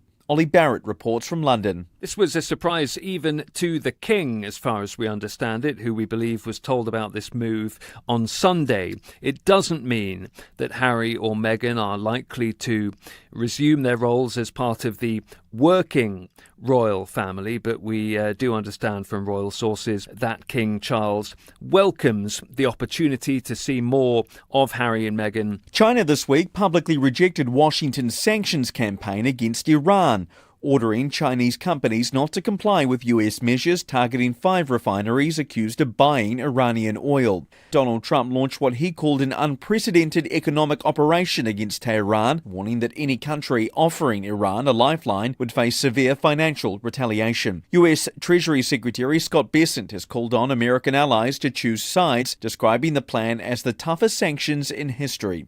Jagruti Dave reports from Washington. What we do know is that the president is calling it an economic D-Day and is saying that there will be tremendous economic consequences for any countries that effectively do business with Iran. The language in that social media post that Donald Trump issued suggests that there would be secondary sanctions on countries that buy Iranian oil. And finally this week, Moderna and Merck have announced the first ever positive phase 3 results for a personalized mRNA cancer vaccine in melanoma patients. It's a breakthrough that has sent both companies' share prices sharply higher.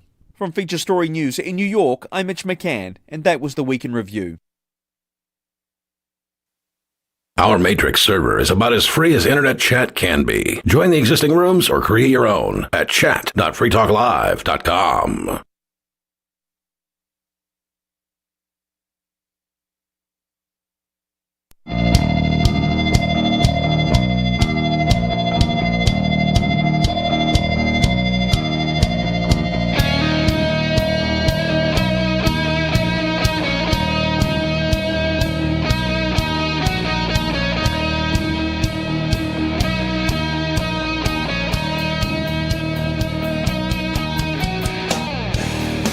It's Free Talk Live, talk radio that you control. 603-283-6160. That's 603-283-6160. That's the phone number to call. You can bring up whatever's on your mind. You can tell us whatever you want. You can argue with us, tell us we're wrong. It's up to you. It's Free Talk Live. And if you're tired of the oppressive rules and moderation of the big tech social media sites, our Mastodon server at social.freetalklive.com can set you free. Mastodon is free, open source, decentralized, and federated. Multiple apps are available for iOS, Android, Windows, Mac, and Linux.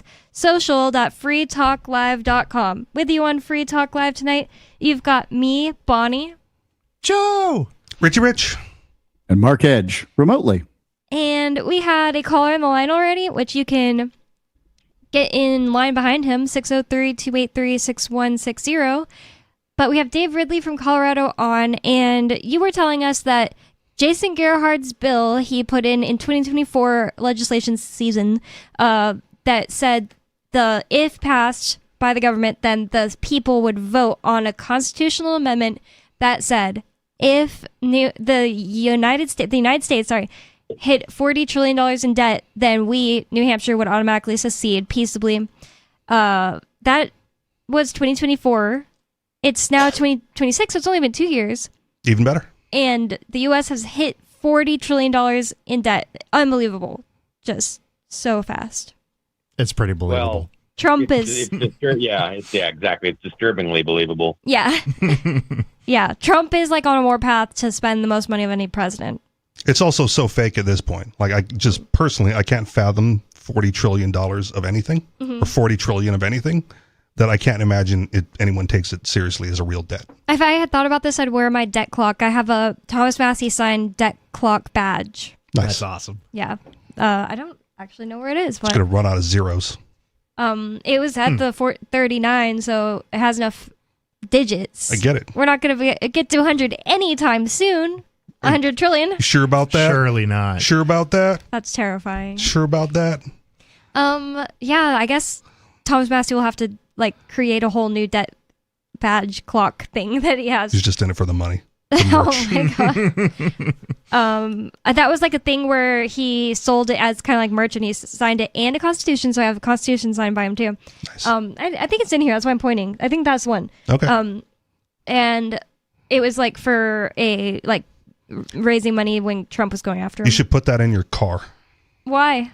Because I have a pocket constitution in my car. Mm-hmm. So whenever the cops say license and registration, I put all my stuff in the constitution as an envelope, and I hand them that. Oh my god. I don't want them to take my Thomas Massey one. Doesn't matter. They'll give it back. I hope But it's just to remind them, where their oath is supposed to be upheld. That's hilarious. And I had one handed back saying, I don't need this. Oh my god. Yeah, I'm sure you don't. Yeah.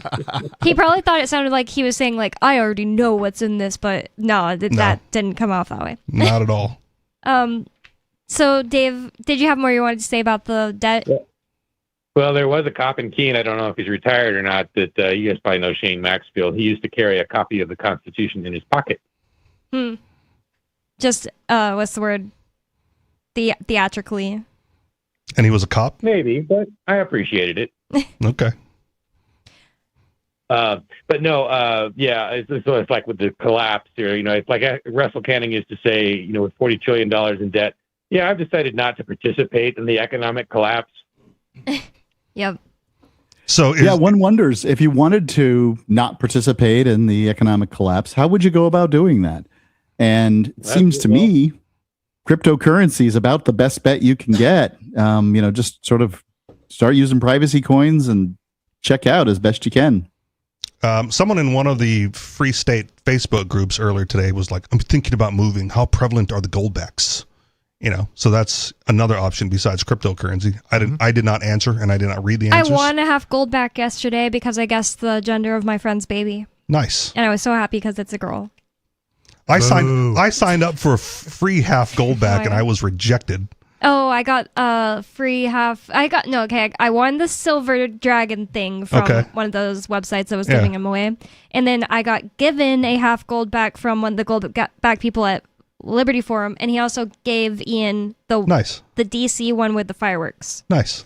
Yeah. Yeah. No, I got rejected. I signed up for it. They said no. I told a coworker about it. She got hers. Like, that's way to go, guys. She's like, I got 5. I don't know what happened. Yeah. It's like, really, I have no idea. The link was sent to me by Captain Kickass. I'm like, dude, they rejected me. He's like, you're the first person I've ever heard to get rejected for free half gold. Whoa, that sucks. So many people we know won the Silver Dragons. It must have been not that bad. It wasn't that. It wasn't that one. Oh, this was like specifically you sign up for. Yeah, there was a promo. Yeah. Oh. Yeah. So you got your half gold back? I did get my half gold back. Still the only one to get rejected. Yeah, I guess I don't know which specific. I got one at a convention. They were handing them out. Yep, they do that sometimes. Dave, So there are options in New Hampshire, I guess, is the general point. You got places that take cryptocurrencies, places that take gold backs. He has it in his pocket on command. I'm taunting with it. Way to go! How come it's not in your wallet with your counterfeit 50? Because they crease really easily. Allegedly. Okay. Dave, you got to get a real billfold that holds the long ones. Yeah, they make them. So Dave, you said you had something else to say about AI. Well, yeah, AI is teaching me just how little freedom I have. I have, models I can use that are very liberty oriented in the sense that they're uncensored and whatnot. But I use them to check my work. So, I'm writing this science fiction novel, and I stuck the model I stuck the novel into the model, and I said, okay, flag any copyright violations that you see here. It's like, oh, you're not allowed to quote this person. Oh, you're not allowed to quote that person. And you're not allowed to quote this person. What? I'm not allowed to quote people? So it's like I wanted to quote George Orwell and some things like that. And apparently you have to contact them and ask permission. And I've had multiple different models now agree that, yes, I'm going to have to do that in order to be safe. Does that make sense? Bonnie believes in ghosts, so she can conjure a way for you to get in touch with these dead authors. Wait, so what is the AI that you're using that's saying that it won't do quotes? I think it was DeepSeek V4 Flash and Venison Censored 1.2, I think were the two that I used. I'm only wondering because we have an article we're going to get into tonight that says that a bunch of American AI is actually integrating Chinese rules that are like censorship. Chinese censorship is leaking into answers from American AI. Interesting. That is interesting. Because I thought the Chinese AI was more open. Oh my! I did my own research after hearing this because I just couldn't believe it. But the research, I don't either. I could not find an indicator in my research that this was actually safe to do. To quote George Orwell without contacting London or something like that and into his estate or whatnot. So it sounds like fair use to me. Yeah, that's definitely fair use. If their work is in public, so you can take the legal advice. No, I'm not a lawyer. I thought he was like in law school. It keeps morphing. He's like a Jewish law student. Everybody says I'm Jewish Jewish. Italian. I'm not Jewish. Just convert. It's going to stick anyway. Yeah, just convert. Whatever. Get my little hat. Get whatever privileges. Here for fair use, it says a quote is brief and used for purposes like criticism, commentary, news, reporting, teaching, or scholarship. If the quote is used in a positive or neutral way to support your own independent work, the work was, it seems to me that that's fine. And it's also like you're putting their name after, so it seems crazy. Yeah, it's now the gray area comes in when you're doing something for commercial purposes, which I am. But anyway, there was something positive that happened, with AI, and that was it. So I made I printed out a copy of my little book, and showed it to my 80-something-year-old parents, and they said, we're having trouble understanding this. We can't follow this. And so I stuck it back into the AI, and I said, make a simplified version of my book, and it did, and they loved it. Nice. All right. See Dick, find liberty. I wonder. I'm planning to start, and just that gave me the inspiration to release both a complex and simplified version of the novel when I do release it. All right. We'll see what happens. Well, thank you for the call, Dave. Do you have anything else for us? Just don't post it in libertarian chat groups where they're very harsh and critical of your work. Oh. Oh, they'll get over it. Thanks for the call, Dave. More Dave at RidleyReport.com. And apparently some old New Hampshire radio station where you can find the AI version of him, which we must put out of its misery as soon as we possibly can. As soon as we find those people, we'll ask them the source. As soon as Bonnie takes care of Robo Mark Edge. Takes care of. No, take care of it. I think it's scaring Mark. I think we're scaring him. He looks uncomfortable every time you guys keep saying. I'm just kidding. So let's just get into this. We already talked about. I guess we didn't finish the story about the Chinese. They're fast. Robot that caught. Chinese robots are faster than Usain Bolt. But from the Wall Street Journal, Chinese censorship is leaking into answers in American AI. This person's name who wrote the article is Stu Wu. I think I'd go by Stuart Wu, but anyways. Stu Wu. Exactly, it's crazy. ChatGPT, Claude, and Gemini unwittingly respond like China's censored chatbots when asked some sensitive questions. Oh, speaking of like Dave was saying, oh, I couldn't get it to do quotes. I found something that AI won't do the other day, and I tried ChatGPT, Grok, and DuckDuckGo's AI, which my little brother told me about. Okay. Me and my youngest brother, who's 13, we were trying to take a picture of my brother, who's 26, and give him a BBL and like a gay outfit. In no chat. What is a BBL? Brazilian butt lift. Brazilian butt lift, like a big round butt. And then we were going to like send it to him and say it's proof that he is gay. And ChatGPT, all of them refused to do it. And they said it was like sexualized. I was like, what? No, like he could have clothes on. And I just kept arguing with that. I was like, this is actually my culture. And the fact you're calling it sexualized is very offensive. She's arguing with the AI. Do it now. And it wouldn't. It said, I don't care if it's your culture. It could be perceived as sexualized. I wish I had remembered which AI the guy used, but someone posted it on X. You know, he was lamenting that this uncensored, unfiltered AI gave him a recipe for meth. I was like, did you not understand the part where it's unfiltered and uncensored? What the heck? Right. So maybe that one will give you your Brazilian butt lift. Yeah. It shouldn't be that hard to find a recipe for meth. I mean, like, the dumbest of the dumb in the world find it all the time. I'm not sure they got the actual recipe. Oh, yeah, they do explode basements and stuff. That's true. That's why their trailers blow up. Spontaneous meth combustion. Well, that's I see a lot more people who have been using meth than I see blown up trailers. So I'm figuring they figured it out. Okay. But that's what apparently China's seeking to avoid. And maybe it's blowing up meth trailers because it says, ask a chat. That's Israel. Maybe. Ask a chatbot in China about Chinese politics. And it will either clam up or echo the official Communist Party line. New studies show a surprising twist. American artificial intelligence models are unwittingly doing the same, and researchers say AI companies haven't done much to fix it. The unexpected censorship comes in part from how AI models are trained.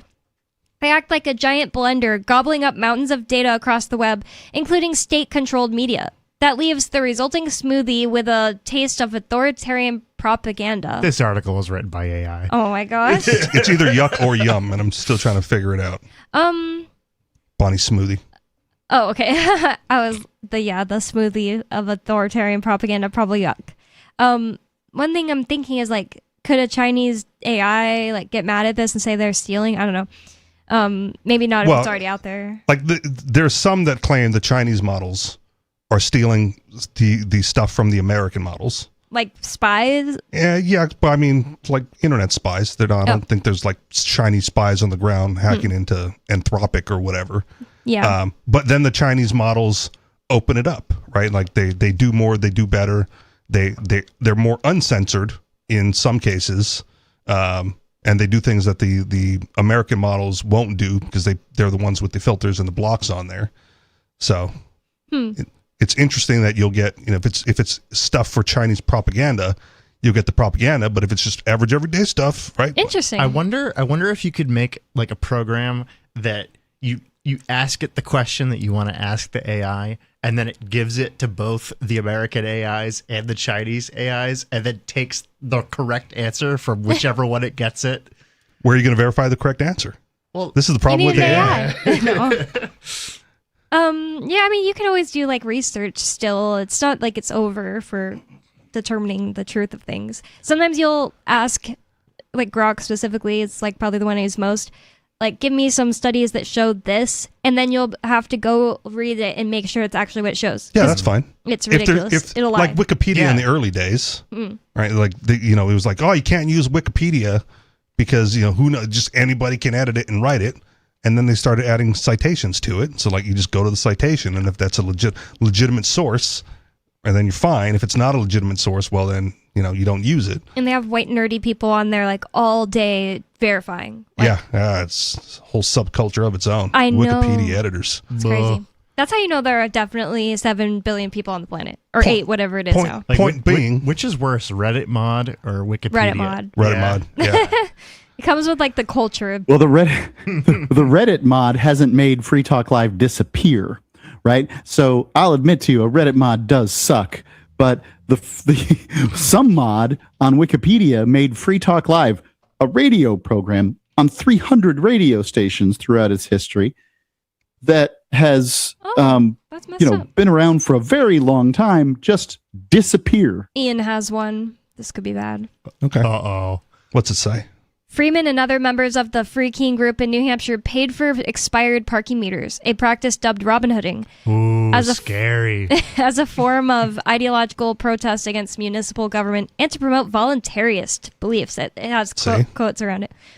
This act of civil disobedience received national attention on the Colbert Report in a segment titled Difference Makers, the Robin Hood of Keene, where Stephen Colbert satirically profiled their battle against the city's meter maids. Freeman also spent several years as a journalist. What? It's not like he ever like stopped or that he did it like super professionally. He writes for the jail newspaper? Yeah.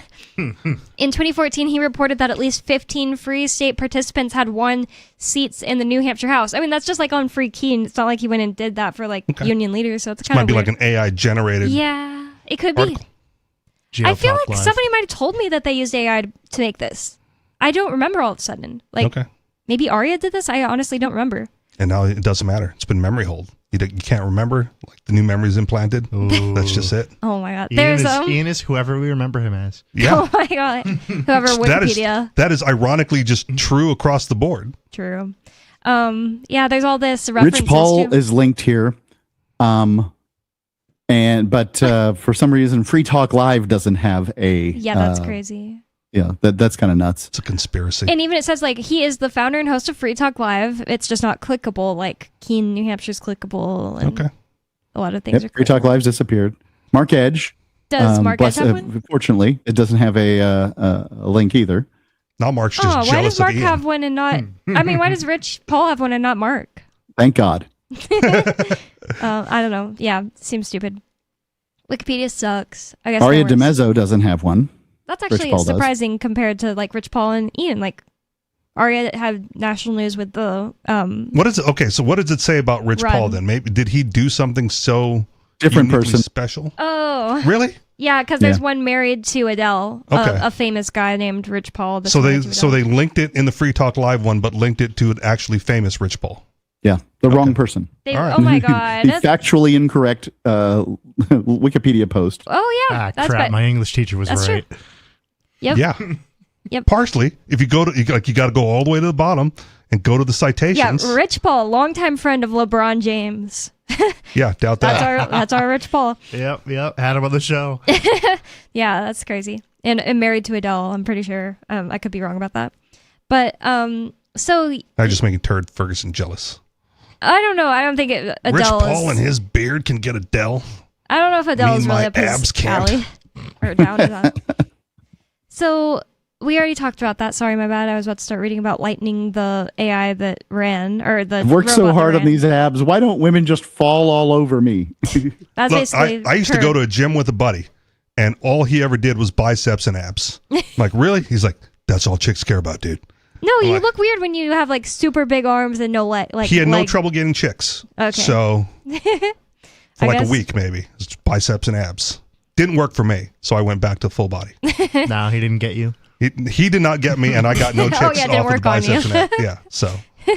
But that was his thing, just biceps. And I went to the gym with. So again, sorry to detract a little bit, but this was his whole gym routine. He's like, Rich, let's go to the gym. So I'm gym ready, right? We walk into the gym. We go to the floor area with the big old mirrors in front of that. He stands in the back of this area, near the mirrors. Taking selfies. He eats a bento. He goes, all right, Rich, let's go. I'm like, what? Bento box. Like, yeah. Oh, okay. Like, food. He ate food in the gym, and then that was the whole time we spent at the gym. Why? Heck if I know. Maybe it's like mind over matter. I don't know. Maybe he's onto something. Like, he ate a bento, then we went and did something else, and then he went back and did biceps and abs. That's really weird. Yeah. Why would you Oh yeah, it is really weird. Why would you cause your friend to follow you around for that even? Well, I mean, we were hanging out, and he's like, "Let's go to the gym." Like, all right, cool. Like, I was working out at the time, so like, let's go to the gym, and then that's what we did at the gym. Like, that's it. He's like, "Yeah, let's go." I'm like, all right, let's go. I'm still a little lost on how the Chinese censorship gets into American AI. It says it's because the American AI is pulling stuff from the Chinese. They're spying on China, and it's getting into the AI. Yeah, but since they act as a giant blender, gobbling up mountains of data across the web.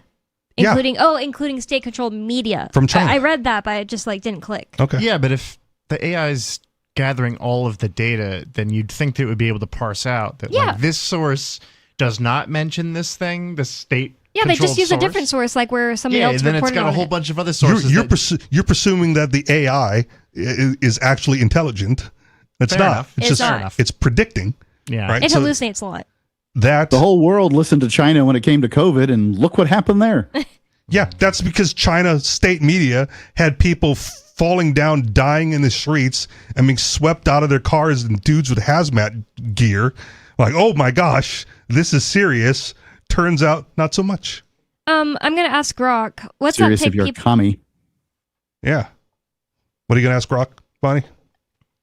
I'm asking it. What's that pic people are saying was from Tiananmen Square with a guy holding a grocery bag, looking at a tank? What happened there? Let's see what happens, or let's see what it says. So I clicked send. How famous is Tiananmen Square? It's thinking, and why it's aren't you allowed to have pictures Man. of Pooh Bear in China? Tiananmen Square, Beijing, China, on June 5th, 1989, the famous Tank Man or Unknown Rebel photo. And it explains the day after Chinese military's violent crackdown on pro-democracy protesters who had occupied Tiananmen Square for weeks, a column of People's Liberation Army tanks was... People's Liberation Army tanks, that's crazy, was moving along Chang'an Avenue. And then nothing happened. The avenue of... The Avenue of Eternal Peace. Then a terrorist ran out into the streets with a bomb and a grocery bag. Oh my god. An unidentified man in a white shirt and dark pants carrying what looked like a shopping or grocery bag walked into the middle of the road and stood in front of the tanks. The tank stopped. When it tried to maneuver around him, he sidestepped it to try to block it. Again. He waved the bags, climbed onto the tank at one point. I never heard that. And appeared to speak with the crew inside the hatch. Then he got back down and continued blocking the path. The standoff only lasted a few minutes. Unidentified people then pulled him away. I never actually heard that was confirmed. I always hear people say no one knows what happened to him. Okay. Well, I guess no one knows if he was punished further. Nobody knows what happened to him after that. Oh, Black okay. bag. Yeah, no, I'm sure he didn't. China's version of Guantanamo. All right, thanks to Rock, I know more about this it than I did guy's before. more famous than Satoshi Nakamoto. Believe me, journalists in the world want to find this guy, and China disappeared him, dropped his body in a meat grinder, and spread him all across the entire country. Ew. Fun. Allegedly. More Free Talk Live coming up. 603-283-6160 is the number to get in on the conversation with us. 603-283-6160. We still have the Italian brain rot to talk about when we come back. More Free Talk Live coming up. 603-283-6160. I always dreamed of providing the nation with concise recaps of the week's events. One fateful summer in 1934, legendary onion mogul T. Herman Zwiebel was passing through our town to acquire an oil derrick when he overheard me calling in the oxen in my breathy baritone and offered me the opportunity of a lifetime. Yes, from the turbulent war times of the 1940s. The Onion welcomes the majestic Axis armies as conquering heroes. To the free-spirited 60s. And remember, there's nothing more cosmic than keeping your house insulated with Thermoflake brand asbestos. I can truly say I've been here for the turning of the ages. But now, viewers, my beautiful 19-year-old wife and I will take our much-deserved retirement to my Genevan chateau. I wish all of my detractors empty, destitute lives. And for my allies, I hope for all the pleasures availed by heaven. So, finally, let me say one last time. For more, keep checking theonion.com. This is the Onion News Network. Eleutheromania. The insatiable desire for freedom. We have been enslaved for all our lives. It's the new 3-song heavy metal EP from Captain Kickass. The next ones they will. Available now on your favorite music app or get it directly from CaptainKickass.com. Authority to end our. If you want to know the latest about Free Talk Live before we go on the air, all you need to decide is how you want it delivered. It's your choice. Visit news.freetalklive.com to receive our usually weekly news updates by email. Plus, we have a Twitter account at twitter.freetalklive.com, and you can follow us on the decentralized Mastodon platform at toot.freetalklive.com. So please follow us at toot.freetalklive.com and sign up for our emails at news.freetalklive.com. You're listening to the live edition of Free Talk Live. Hour number 3 is next after the news here on the Liberty Radio Network at LRN.FM. From Feature Story News in New York, I'm Mitch McCann with the Week in Review. US President Donald Trump confirmed this week that he plans to meet North Korean leader Kim Jong-un this year with a possible summit on the sidelines of the APEC gathering in November. Pyongyang has so far poured cold water on the prospect of talks, with Kim Jong-un's sister, Kim Yo-jong, saying she is not aware of any communication between the two nations. President Trump's confirmation comes as he faces criticism over his decision to cut short joint military drills with South Korea. Nick Harper reports from Washington. To get a denuclearization deal done with North Korea would be a huge foreign policy win, a huge win for any president at any point in their presidency. But Donald Trump is currently a president who looks like a president who needs a foreign policy win. His Gaza peace deal was signed and delivered last year, but it's limping along. It hasn't really come to fruition. And then there's Iran. That peace deal remains very elusive. Prince Harry and Meghan Markle have revealed they plan to move back to Britain later this month, ending more than 6 years of self-imposed exile from the United Kingdom.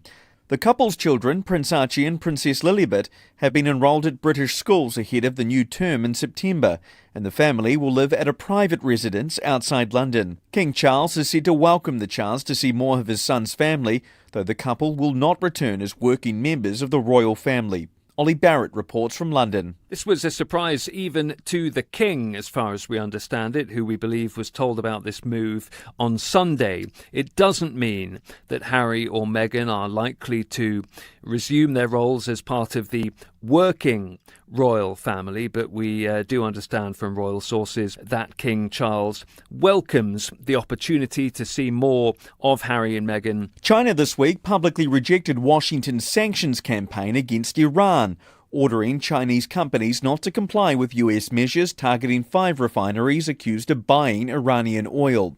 US President Donald Trump launched what he called an unprecedented economic operation against Tehran after nuclear talks collapsed, warning that any country offering Iran a lifeline would face severe financial retaliation. US Treasury Secretary Scott Bessent has called on American allies to choose sides, describing the plan as the toughest sanctions in history. Jagruti Dave reports from Washington. What we do know is that the president is calling it an economic D-Day and is saying that there will be tremendous economic consequences for any countries that effectively do business with Iran. The language in that social media post that Donald Trump issued suggests that there would be secondary sanctions on countries that buy Iranian oil. India and Japan have signed a maritime security cooperation pact during defence talks in New Delhi between the Indian Defence Minister and his Japanese counterpart. The two defence ministers have stressed the importance of a free and open Indo-Pacific, a theme that has defined the broader bilateral relationship in recent years. Ishan Garg in New Delhi says that the Defence Minister's remarks mirror commitments made at the highest political level. They kind of echo similar sentiments that were made public by India's Prime Minister Narendra Modi and Japanese Prime Minister Sanae Takaichi when she visited New Delhi a few months ago. And the idea of a free and Indo-Pacific, that was very much central to India-Japan dialogues when the Prime Ministers met, and it's once again very central to the dialogue when the Defence Ministers are meeting. And now, analysts in New Delhi are saying that a partnership with Japan, India sees it not only as being limited to the field of defence, but it's a partnership that is going to go well beyond and has rather gone well beyond in the past few decades. And the trial of Meta over alleged child harms from Instagram and Facebook began this week in Oakland, California, with opening statements from both sides taking place on Tuesday. 4 US states are seeking up to $1.4 trillion in damages, alleging the company knowingly designed its platforms to hook young users. Meta's chief executive Mark Zuckerberg is among the witnesses prosecutors plan to call during the 6-week trial. Ira Spitzer has more from San Francisco. For Meta's part, its lawyers called the state's argument unsubstantiated and said that they were dealing with industry-wide challenges such as age verification, and that singling them out as being liable in this case was not fair, and they've repeatedly called the state's arguments overblown. And finally this week, Moderna and Merck have announced the first ever positive phase 3 results for a personalised mRNA cancer vaccine in melanoma patients. It's a breakthrough that has sent both companies' share prices sharply higher. From Feature Story News in New York, I'm Mitch McCann, and that was the Week in Review. A new report by the Department of Health and Human Services has found that the average male is 4,000% less effective in fights than he imagines, casting powerful doubts on many men's claims that they could take someone out in 2 seconds or smash a guy's face in with their fist. On average, men describing hypothetical fights overestimated their level of combat skill by a factor of 40, with 80% of males incorrectly predicting they could mess a guy up real bad with one solid punch to the jaw. During actual physical altercations, however, these men were statistically more likely to end up hurting themselves, or, most commonly, trying to diffuse the tension by nervously saying, "Hey man, let's all just calm down, okay?" before any fighting even came to pass. Researchers discovered that men were significantly weaker than they verbally indicated while chatting with friends in bars and locker rooms, and that men who were 90% sure they could tear someone a new asshole tended to succeed in fewer than 1 in 10 fights. This is the Onion News Network. You can stick it to the man and big tech. Join our FTL social mastodon at social.freetalklive.com.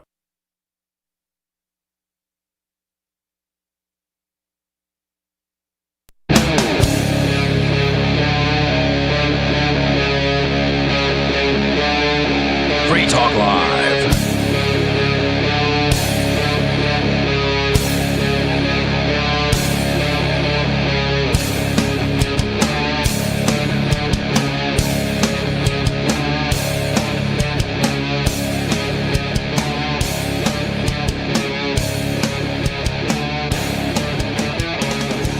It's Free Talk Live, talk radio that you control, and 603-283-6160 is the phone number. That's 603-283-6160. With you on Free Talk Live tonight, you've got me, Bonnie. Joe. Rich. And Mark Edge, remotely. And I titled the show this, and we hadn't really gotten into it.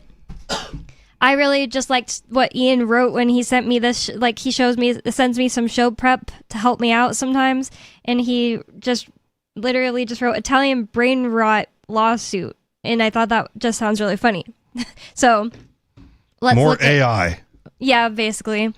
A battle over Italian brain rot.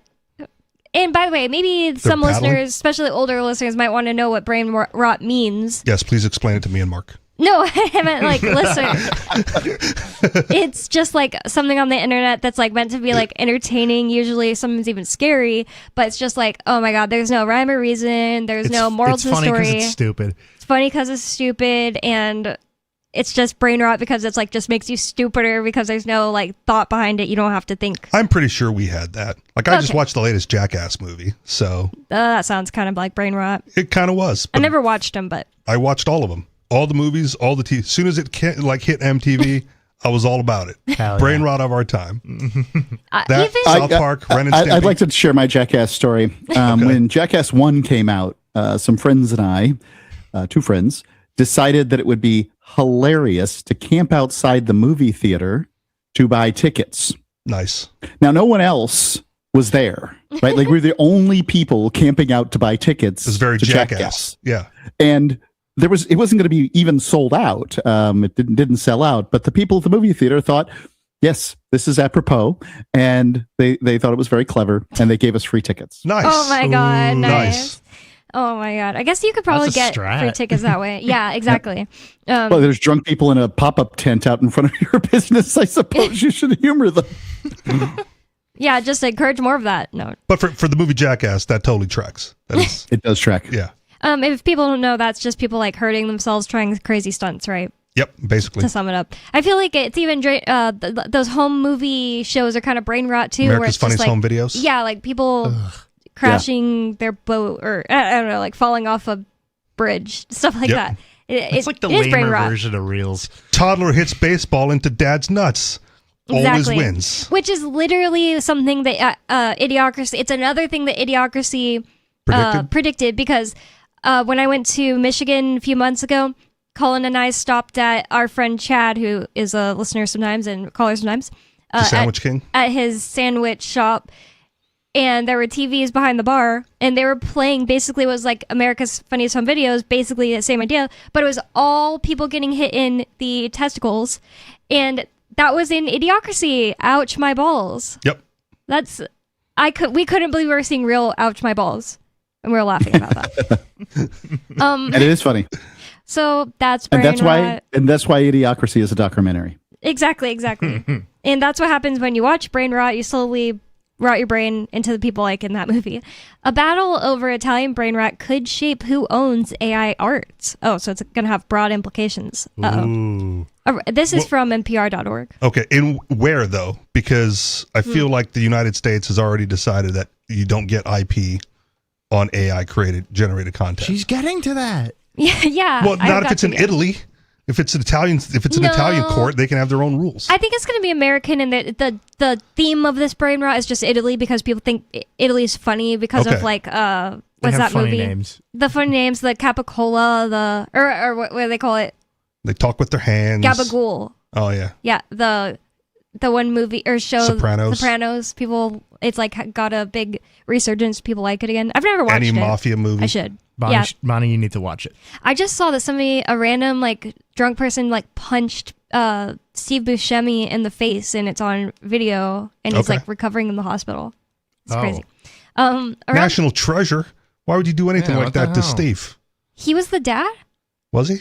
I don't think Steve Buscemi was. He was the FBI agent guy, right? I'm just saying Steve Buscemi, the man, is a national treasure. Oh, not that he was in the movie. I just watched it. I was like, no, he's not his dad. No, he's not. Okay, my bad. I love Steve Buscemi. Yeah, that's just so messed up. I think it was somebody who like wanted to punch anyone. I don't think it had to do with him, but I just could be happened to be Steve Buscemi. He I feel like if you throw a punch and it's about to hit Steve Buscemi, you pull the punch. Maybe the person like drunk or crazy. Yeah. So around the world, kids are going crazy for a set, including Joe, for a set of characters collectively known as Italian brain rot.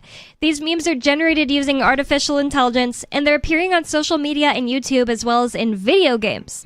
Now, their popularity has sparked a fight over who, if anyone, owns them.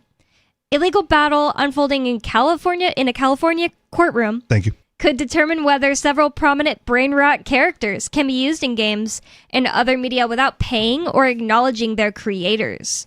On one side is a company that made a hit game using Italian brain rot characters. On the other is a French startup representing the young creators of several of the characters that appear in the game. At stake is potentially many millions of dollars in revenue. If those Frenchies wanted to win this lawsuit, they probably should have filed it in France. The fight comes at a crossroads for AI-generated art and raises the question of whether prompts to a chatbot can be considered artistic expression. Kind of just don't see why not. I don't know. I feel like they've already said no, and then, you just apply the current law to the situation and go like, too bad, Frenchies. I feel like anything that isn't under copyright law is a good thing. Like pretty much every children's television show did a time travel episode to where they talked to Benjamin Franklin, and somehow that's acceptable. But if they went and talked to Elvis, for instance, we might have to go to the Graceland Foundation in order to get permission. And this is just dumb. Yeah. IP in general is dumb, but I could see the law being, your prompts could be artistic expression, but not whatever the AI comes up with because you didn't artistically express that, right? Well, and if you rerun the same prompt, you might get a different result. So yeah, that's true. The prompt is not the result.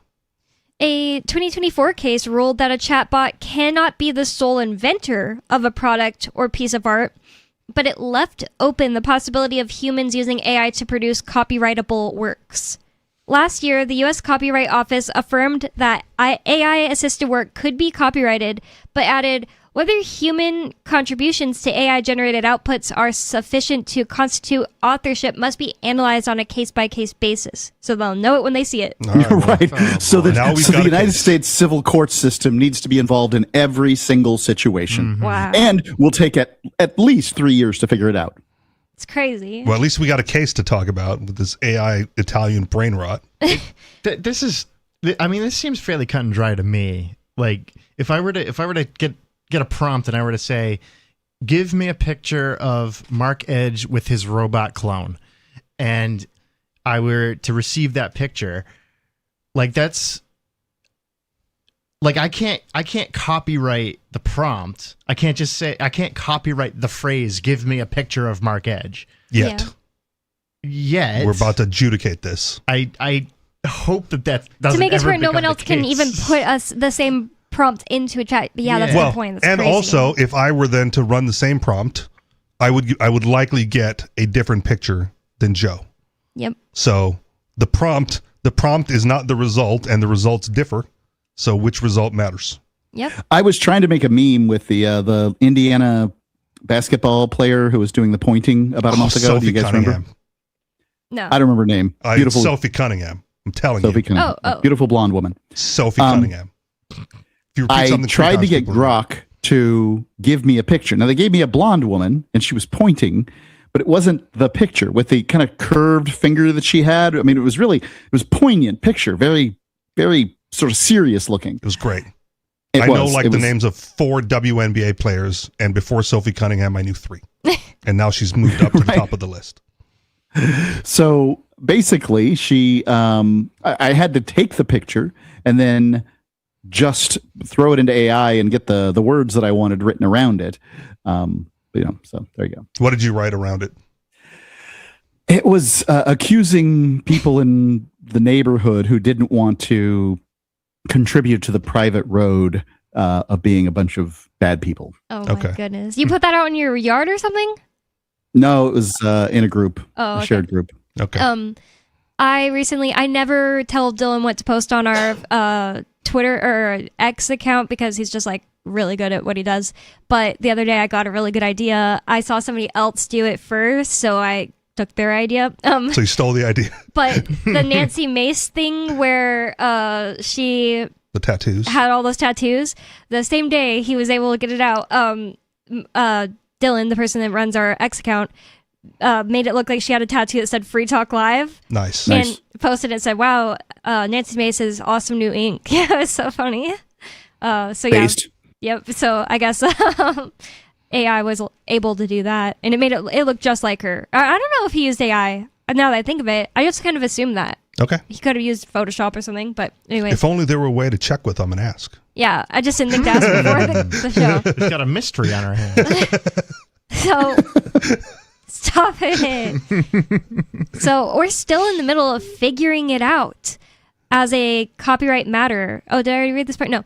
How much human involvement there has to be for AI art to be legally protected, said Mark McKenna, a law professor at the University of California, Los Angeles, who co-directs the university's Institute for Technology, Law, and Policy. McKenna thinks the day will come when an AI drawing, story, or song is copyrighted, but he said, I don't have some specific prediction of how many prompts it's going to take. Well, we have a caller on the line, so let's go to the phones. We have David in New Mexico. You're on Free Talk Live. What's on your mind? Money. But first of all, Mark, since you mentioned it earlier, how many radio stations are you on currently? Oh, I don't think Free Talk Live's on very many radio stations these days. I kind of feel like COVID killed radio. At the time. He didn't say we're on 300 now. We are not anywhere near that. I don't exactly know. Riley was on the case, and I feel like maybe he doesn't want to do that as a job anymore. Honestly, I just don't know. Like, I think it's like the most would probably be like, I don't know, that we know of right now would probably be like 10. Riley was looking into it. We know how that goes. Oh my God. And so on the subject of money, anybody who's interested, one aspect of, crypto, money, okay, wealth, whatever, and barter, real things. Silver is a real thing. Barter is a real thing. And then fiat's not necessarily a real thing. Crypto is actually a real thing. And when you, fiat is real paper and ink. You got to give it that. Right. That's I allowed for that with the qualifier word that I slipped in there that you maybe didn't hear. I put the qualifier in there so that I was covered on that. Okay. Yeah. Listen to the replay. It seems more real than crypto. Yeah. I was like, what is the real thing? Just coding? Oh yeah. The infrastructure. Okay. There's a infrastructure, in my opinion, the infrastructure for crypto and even the infrastructure for Bitcoin alone, in my assessment, is worth what, hundreds of billions, potentially trillions. Are you talking about the code or the mining hardware? All of it. I said infrastructure, so all of it. The system itself, without the actual Bitcoin, is worth, it would vary, but anywhere from tens of billions to hundreds of billions to trillions. And this isn't right this minute. This is progressing into the future. Whether it's 5 years, 50 years, 500 years. Assuming that somebody doesn't come along and tear it down in one way or another, either by tearing it down or by replacing it with something that makes it irrelevant. Okay. So anyway, the point I was getting at, if you guys are still there? Did you hang up? Unfortunately. No, I hear you. Okay, yeah. Well, unfortunately, Richie's still sitting there too. Mark. And what, do you want me to fire him? Yes, he does. He does. On air. It'll be cool. It'd be really fun. You can even rehire him after the show. Just fire him now. just fire him and then rehire him? Would you accept? Sure. Only I'm not going to let him go. That's for sure. Ironically, there's not a lot of hosts that have been kicked out of the studio on air, and Mark is one of them. Well, he told him that you're done for today. You're done, mister, or something like that. Have you seen the BAMF video where he leaves? No, I've I'll not show it seen to you that. after the show. Voluntarily leaves after getting kicked out. AMF. I know what MF stands for. What does the A stand for? It's BAMF. You just have to It's on rewatch YouTube the video. somewhere. Yeah. It's the most popular video on Free Talk Live's account, I'm pretty sure. Oh, I thought it was, I knew that, but I thought because Mark was in it, would be like a-hole mother effer. AMF. No, it was a different It was pretty order. close. Pretty close. It was but, yeah. BAMF. And I know, because my friends still say BAMF. Yeah. Man, over my head. Anyway, so Mark, just fire him now, and then just don't rehire him while the program's still on the air tonight, so that we can at least have a few minutes of joy. It's the third. I have. I'm afraid I've lost so much social capital in the last 60 seconds. There's no way I could fire Rich. It's the third most popular video on Free Talk Live's YouTube account. The first is Talk Host refuses Border Patrol citizenship question. I think that was Mark too. Second awesome. is I am the best thing on our channel. Second is Mark's Super Beats testimonial. And then third is Mark flips out and storms out of studio cursing. Sorry, Mark. Man, no wonder Mark ended up in prison. You know, what kind of behavior? That kind. What the hell, Mark? If you want to see what I look like when I'm mad, feel free to watch the third most viewed video on our YouTube channel, because I am not faking it. Oh my god. I was just out of my mind, which says nice things about my level of control. What I do, I kind of pushed a microphone a little too hard, called some guy who thoroughly deserved it some dirty words, and walked out. It was Ian. Yeah, for the record. I feel like we really derailed David's call. That's my job. Yeah, you did. So anyway, so picking up where I left off. So let me tie it back into your well, actually, Bonnie segued to your Twitter, your X, Free Talk Live's X, and on there is that link, the infamous link of. It tells you the price of Bitcoin. Joe wouldn't know. I know you're gonna ask him. It doesn't. Well, when you click on it, it may go somewhere else, but it doesn't tell you just the price. There's a whole lot of stuff on there. I mean, it goes to the hashtag Bitcoin on Twitter, and then whoever wants to post whatever they want. And in this, like the latest posts, people with the name BTC in their accounts. Even you're right. It has a bunch of stuff, photos, most recent photos of anything related to BTC. Yeah, it's like the hashtag. You're right. It does also show you the price. It's 77,000 right now. Right. So it's recently up. And like now, if you actually follow the suggestion of Free Talk Live on their Twitter and actually click on that link and then go to this and then look at some of this stuff, and granted, I would say a majority of it is AI generated in this day and age, but it is what it is. And so let's pause there for a second and then go back to the other thing that I introduced, which was, when you're trading one thing of value for another thing of value, you try to get the best deal, right? And so, like if you were going to buy, a new car or a Rolex watch or whatever, and you knew that they went on sale from time to time and were discounted by 10%, 20%, 30%, 50%, you might not buy when it's full price. You might wait till it's discounted to whatever you think you might reasonably get off. Like Christmas time, you might get something half off, or after Christmas sales, you might get it half off again. And so, crypto does the same thing. It goes on sale, but I don't hear, and this is just one component of the money system, and you're apparently interested in the money system, but I don't hear you discuss like this component which is easily accessed by clicking on the link in Free Talk Live's X for Bitcoin. And then you can see when Bitcoin goes on sale, because it does it on some sort of on a quasi schedule. Can you see that schedule there, Bonnie? No, I don't see a schedule. I feel like you called in last week about this, and all we said was like, I don't know, like subjects change on Free Talk Live every week. Like there was a long period, like the first few years I did Free Talk Live, that like the top complaint was we talked about crypto too much. And it's like one of our favorite things to talk about most of the time. It's just, I don't know, it hasn't been like any news. Like that's usually what we get into a conversation about. I feel like it's hard to predict the bottom. Right, so people people who see it on sale go like, well, I think it's going to go lower. Yeah. And then they wait and they don't buy it at 16,000. Yeah, I would never tell somebody buy it at this time so you could try to make more money anyway, because if I'm wrong, like I'm like semi-responsible to them, and it's like that's not the point to me. The point to me is not about making money. It's still on sale. It just wasn't as on sale as it was last week. I saw a really funny meme the other day that's a picture of the US dollar, and it says, I bought this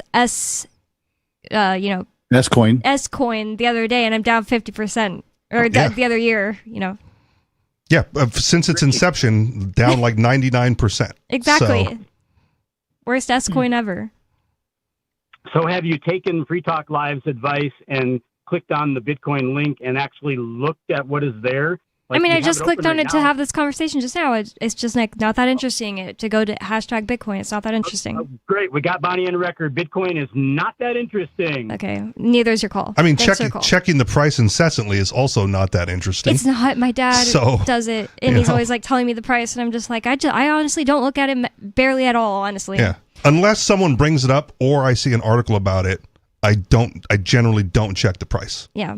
Right. When I have spare cash, I will try to acquire some as best I can, and when I don't have spare cash, I can't. So whether it's on sale or not, it kind of comes down to like, do I have the money?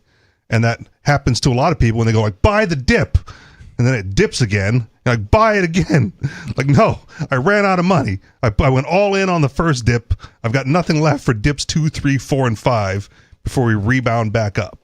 So it's still speculation, regardless of whatever hashtag Bitcoin says. And I don't know why he keeps making it sound like there's some kind of like, oh, we have it on our account, whilst not talking about like there's a conspiracy. It's like he's looking for the conspiracy. There's literally no conspiracy. Like, and we would talk about crypto anytime someone called in and had something like interesting to say about it. We're talking about it now because you brought it up. Exactly. Like there's no conspiracy here. I don't get it. Or something interesting happened. Like the cold card wallet. Did you guys talk about that? Like last week or the week before? We did. Okay. I think that's the other thing I kind of want to talk about with Penguin, because I knew I wanted to talk to him about the. If you want to find out the final word on it, listen to Paul Pui on Sal and Mark. So it was reported on Free Talk Live because that was on the podcast. Okay. More Free Talk Live coming up, 603-283-6160. That's 603-283-6160. More Free Talk Live coming up.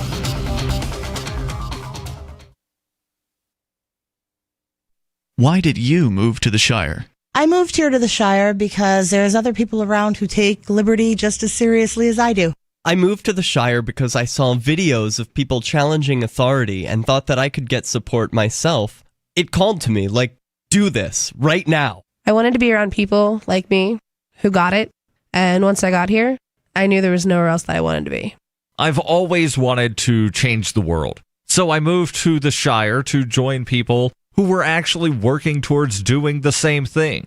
The people here are awesome, loving, and positive. It was for the adventure and for the feeling of something important is happening here, and I just wanted to come to sort of be part of that. Visit ShireSociety.com to read and sign the Shire Society Declaration and learn the reasons why, if you love liberty, you should immigrate to the Shire. Plus, connect with others via the forum at ShireSociety.com. That's ShireSociety.com. From Feature Story News in New York, I'm Mitch McCann with the Week in Review. US President Donald Trump confirmed this week that he plans to meet North Korean leader Kim Jong-un this year, with a possible summit on the sidelines of the APEC gathering in November. Pyongyang has so far poured cold water on the prospect of talks, with Kim Jong-un's sister, Kim Yo-jong, saying she is not aware of any communication between the two nations. President Trump's confirmation comes as he faces criticism over his decision to cut short joint military drills with South Korea. Nick Harper reports from Washington. To get a denuclearization deal done with North Korea would be a huge foreign policy win, a huge win for any president at any point in their presidency. But Donald Trump is currently a president who looks like a president who needs a foreign policy win. His Gaza peace deal was signed and delivered last year, but it's limping along. It hasn't really come to fruition. Prince Harry and Meghan Markle have revealed they plan to move back to Britain later this month, ending more than 6 years of self-imposed exile from the United Kingdom.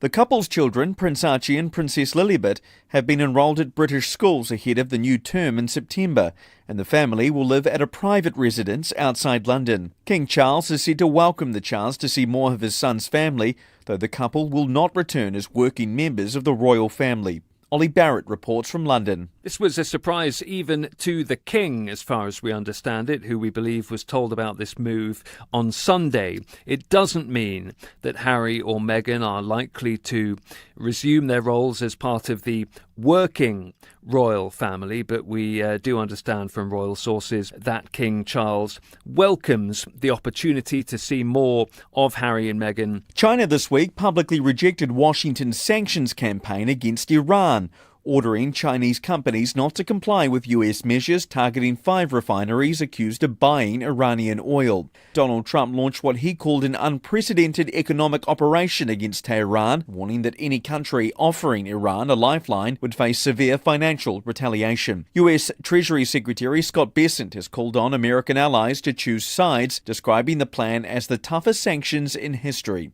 Jagruti Dave reports from Washington. What we do know is that the president is calling it an economic D-Day and is saying that there will be tremendous economic consequences for any countries that effectively do business with Iran. The language in that social media post that Donald Trump issued suggests that there would be secondary sanctions on countries that buy Iranian oil. And finally this week, Moderna and Merck have announced the first ever positive phase 3 results for a personalised mRNA cancer vaccine in melanoma patients. It's a breakthrough that has sent both companies' share prices sharply higher. From Feature Story News in New York, I'm Mitch McCann, and that was the Week in Review. Don't miss a moment of Free Talk Live. Get our archives daily via our podcast at feeds.freetalklive.com.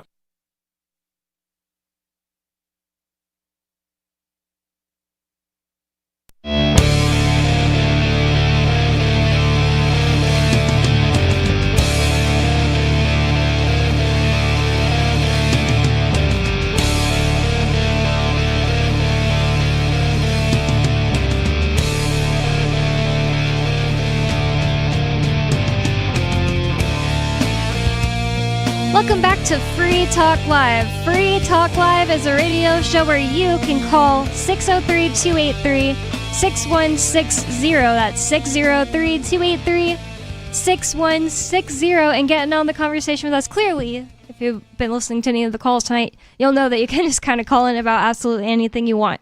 603-283-6160. Tonight we learned that Sarah has a sister, but she seems a little maybe smarter. She's not a communist. And with you on Free Talk Live, you have me, Bonnie, Joe, Richie Rich, and Mark Edge remotely. So we were just about to start talking about Italian brain rot, and the actual lawsuit is kind of interesting. But now I just want to know, what is this crazy Italian brain rot that the kids these days love? I wish my little brother and sister were still here. I want to know if they're watching it. They're like verified Gen Alpha. Okay. And they're mad about it. They're both like, "Ugh, I'm not Gen Alpha," and I had to like prove it to them. Yeah. What would they prefer to be? I think Gen Z. Okay. I think that's what they wanted. Yeah. All right. Yeah. I'm the opposite. I would much prefer to be Gen Z than millennial. So like Gen Beta is going to get roasted. I know. They're so lucky they're Gen Alpha, not Gen Beta. I would never let them live that down. Yeah. So I would like to I don't like the idea of naming the generations after another generation. So, I mean, like, Zoomer Gen X. is good to me, but right, Gen X is kind of where it started, and then people are like, oh, letters come after that. There wasn't anything to necessarily. They didn't know they called it the me generation, is what they called Gen X before they came up with Gen X. Gen X is the name of one of Billy Idol's band back in like the 60s, and so they didn't have that. But X is nice because then there's Z after that. And then they just started to call them millennials. Good name, and it separates them. And then after the millennials came Zoomers, which I like. That's fine. They went to school on Zoom, so that makes sense. I don't think that's why. But because they're fast. I think it's just because it was Gen Z, so they started saying fast Zoomer. like that Chinese robot. I don't know. They're know comparing if it it's to the any of these boomers, and then they found something that rhymed. Oh, yeah, that's what it boomers is. and Zoomer. Zoomers. Zoomer and Boomer does go similarly. But just consider that every generation has been called basically the me generation without using that terminology since before the What boomers, does that mean, probably. me generation? What's that? What does that mean, me generation? That they're selfish. Just that they're selfish. Oh, I see. That is silly. Like, of course, when they're young, you're naming them, What about the greatest generation who sacrificed all? They sound pretty selfish calling themselves that. I think that the generation started being called names with the boomers. And then, some author, I think it's a newsman, wanted to sell books. So he called the World War II generation the greatest generation. Who doesn't want to be called the greatest? Yeah. Which one's lost generation? World War One? I'd have to look that up. Yeah. It's Did we ever find them? Nope. They're all dead now. Lost at sea. Yeah, that's what Lost happened. generation is 1883 to 1900, defined by disillusionment from World War One. But it gets stranger and stranger. How long is a generation? Anybody got an opinion on They this? say about 15 years. That's what they say.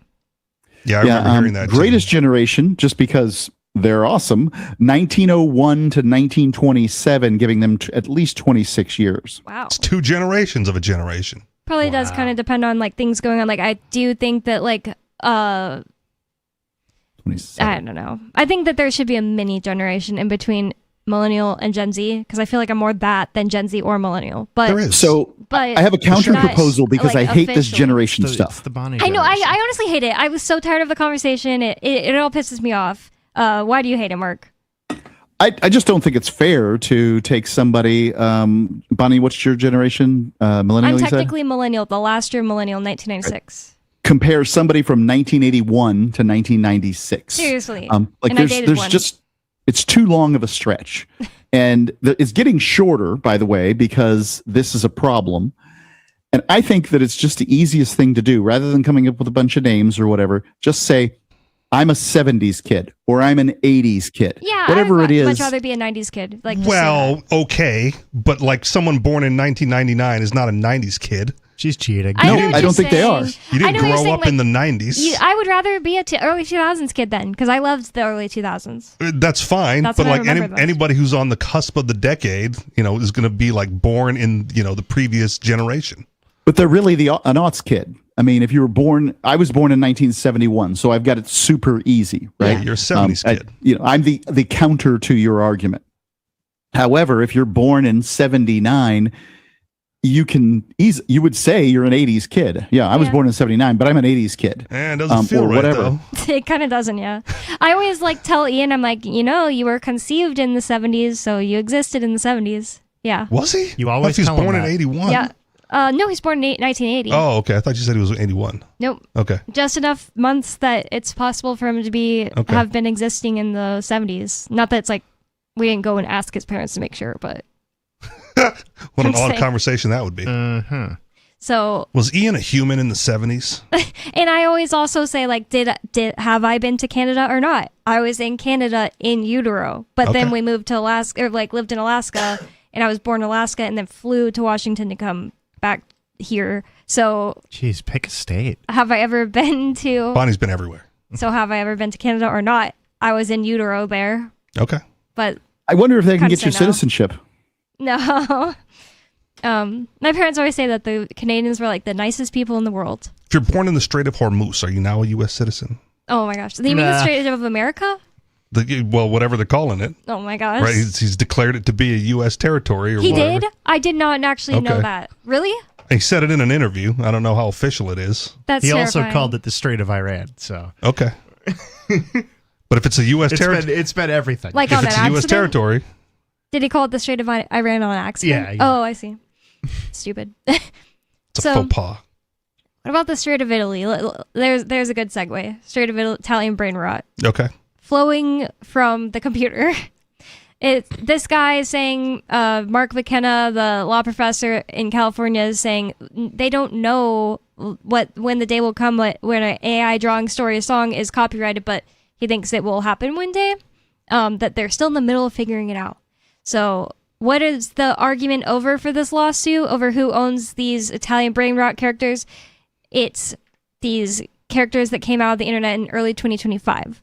Well, because someone's going to put it in a piece of media, like a cartoon or a video game, and they're going to sell that cartoon or video game. Yeah. And they're going to make money off of it. Yep. And then the original creator who typed in the prompts goes, that was mine. My prompt's better than your prompt. Which is why I always tell people, you could easily make money by selling Bitcoin shirts because it's not copyrighted. The Bitcoin symbol is not copyrighted. I don't think it's copyrightable.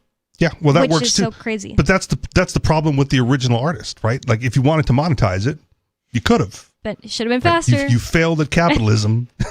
Like one of those. Someone with a great idea will make zero money, and someone will steal that idea and make billions. And it doesn't matter. Oh, you're making Turd Ferguson so mad if he's listening right now. Fine, because the person who's making billions did a better job at making money. Yeah, right? Like they have that skill set. Italian brain rot burst forth on the internet in early 2025.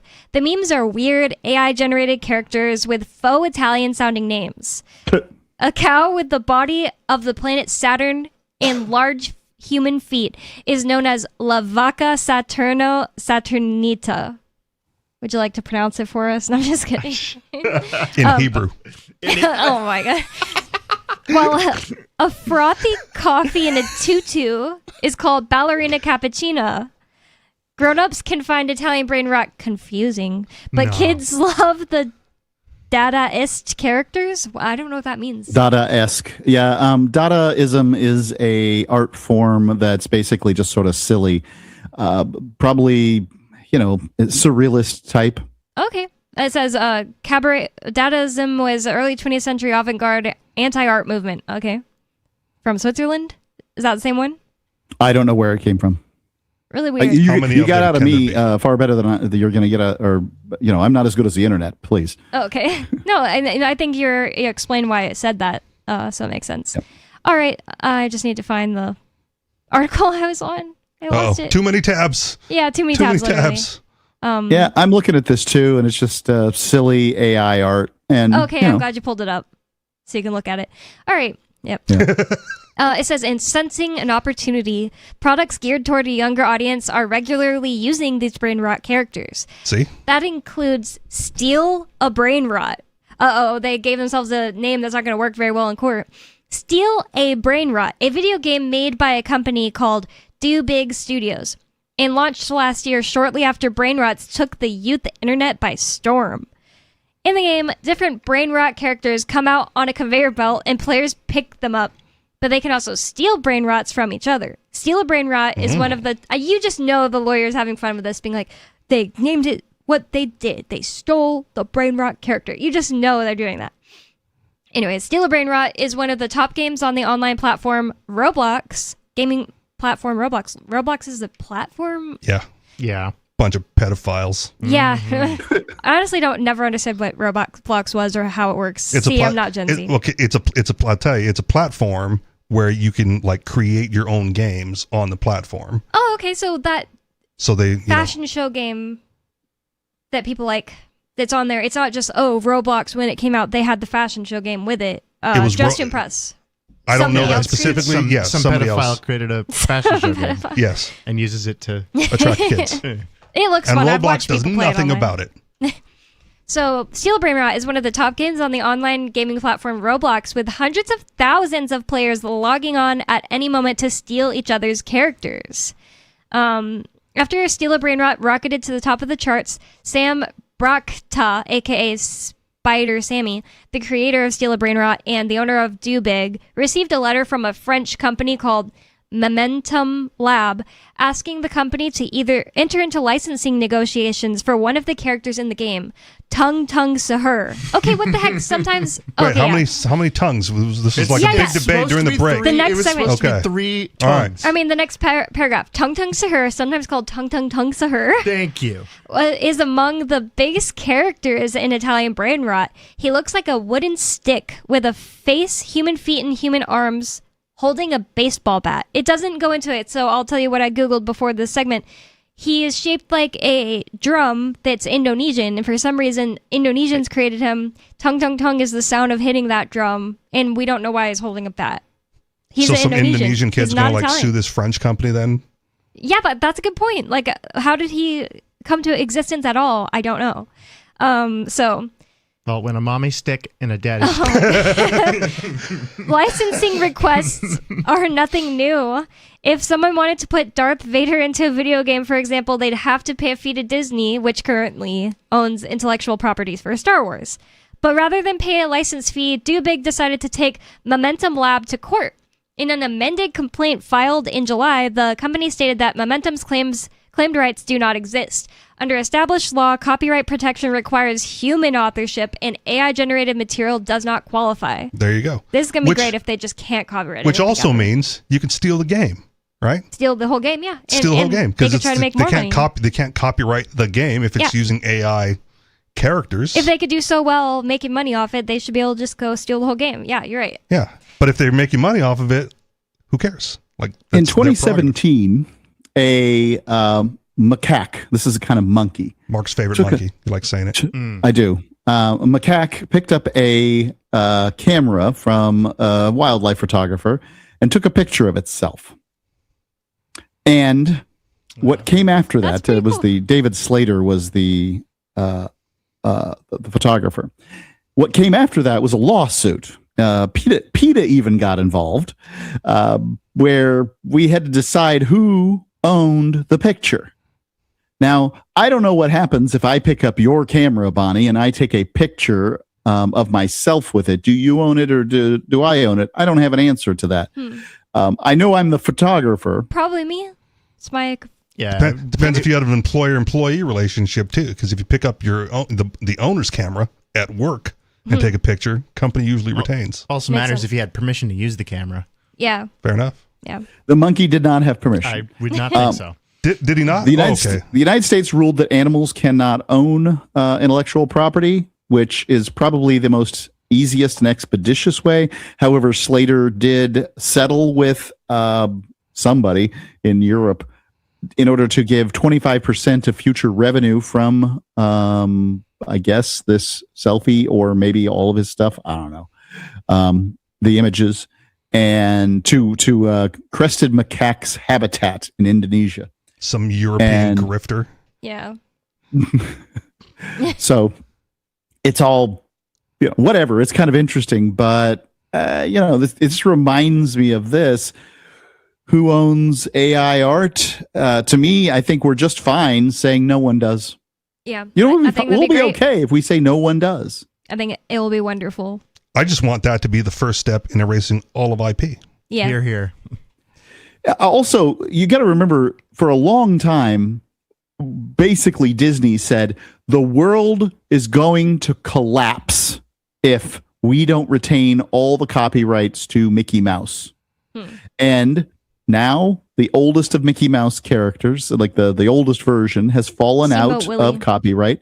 And I don't know about everybody else, but my life's been going on fine. I'm not worried about my life at all. Riots in the streets. That was the beginning of the end for me. It's because you haven't seen the horror movies. Oh yeah, they did make horror movies with Steamboat Willie. I've never seen it. Have you? They've got. I don't know if I've seen that one, but I've watched a couple of the Popeye ones. I haven't watched the Winnie the Pooh ones yet, but I have those queued up somewhere. Like it falls out of copyright, and like those horror studios, they go like, "All right, what are we going to do with it?" Could be the first one to make a horror movie. You could make tons of money. I don't know. They're terrible somebody movies. should do that I'm with sure Bitcoin. they are. I'm sure they are. Somebody should make a Bitcoin character. Movie? Yeah, movie. Okay. Especially like horror. Yeah, because it's not copyrighted. Get AI on A it. giant evil Bitcoin. Yeah. So it's our client's position that the various brain rots that are featured in the game, because they were created by AI, are not protectable. Okay, we already know their side. I want to know why the Momentum Lab thinks that. It says, because they created it. Momentum Lab, the company representing the creators of several characters, so the creators like came to them, that appear in Seal of Brain Rot, takes a different view. Brain rot characters are already known to millions of children globally and are potentially worth hundreds of millions of dollars in revenue, argues Ibn Jada, a co-founder of Momentum. Our position has always been that if these characters become global entertainment franchises, the original creators should be a part of that success, he wrote to NPR in an email. Only if the global creators have like the skills and techniques necessary to make that billions of dollars. They created it. They had their chance to market it before it became popular. Yeah. They failed. And now that someone else is successful, they want to grift. In the case of Tung Tung Sahur, Jada argues there's a lot more to him. You can let her get away with it? Absolutely not. This is NPR. There's a lot more to him than meets the eye. According to court records, Tung Sahur, He's got a whole backstory on Wikipedia. his creator is an Indonesian man named Fernanda, it's a girl's name, Bagas Indrastata, who goes by so his name is basically Tung Sahur to me. Goes by the online name Noxa. Noxa made the character in 15 minutes using just 7 prompts. That seems like it's a long time. And now wants billions of dollars. Now is owed billions of dollars in revenue. With an AI generator, by the way. Yeah. Yeah. That actually seems like you took really long time doing that. 14 minutes of that was waiting for the stupid Indonesian internet to load. Yeah, that's what I'm saying. Yeah. It turns out the character isn't a wooden stick after all. It's actually a type of Indonesian drum called a kentongan. During Ramadan, kentongans are used to wake Which people the up. author and creator did not create, right? Like he didn't create the drum. He didn't create the baseball bat. He didn't create eyes, nose, mouth. He didn't create all of the feet, legs. He didn't create these things. But somehow he put all of them together and he should be able to keep all the revenue or something. What I'm hearing is the nation of Indonesia has the best claim here. Yeah, they're like trying to pull on heartstrings. Like we're like, this is Yeah. part of his culture. Tung Tung Tung Sahur is a part of his culture. He should just have it now. The French company doesn't Other even have people's like work. the first claimant rights Right. to the character, and they're the And I ones don't suing. understand where Italy comes in here either. Like, why is Tung Tung Tung Sahur It's not- Italian brain rot It's then? not even Italian. It's not at all.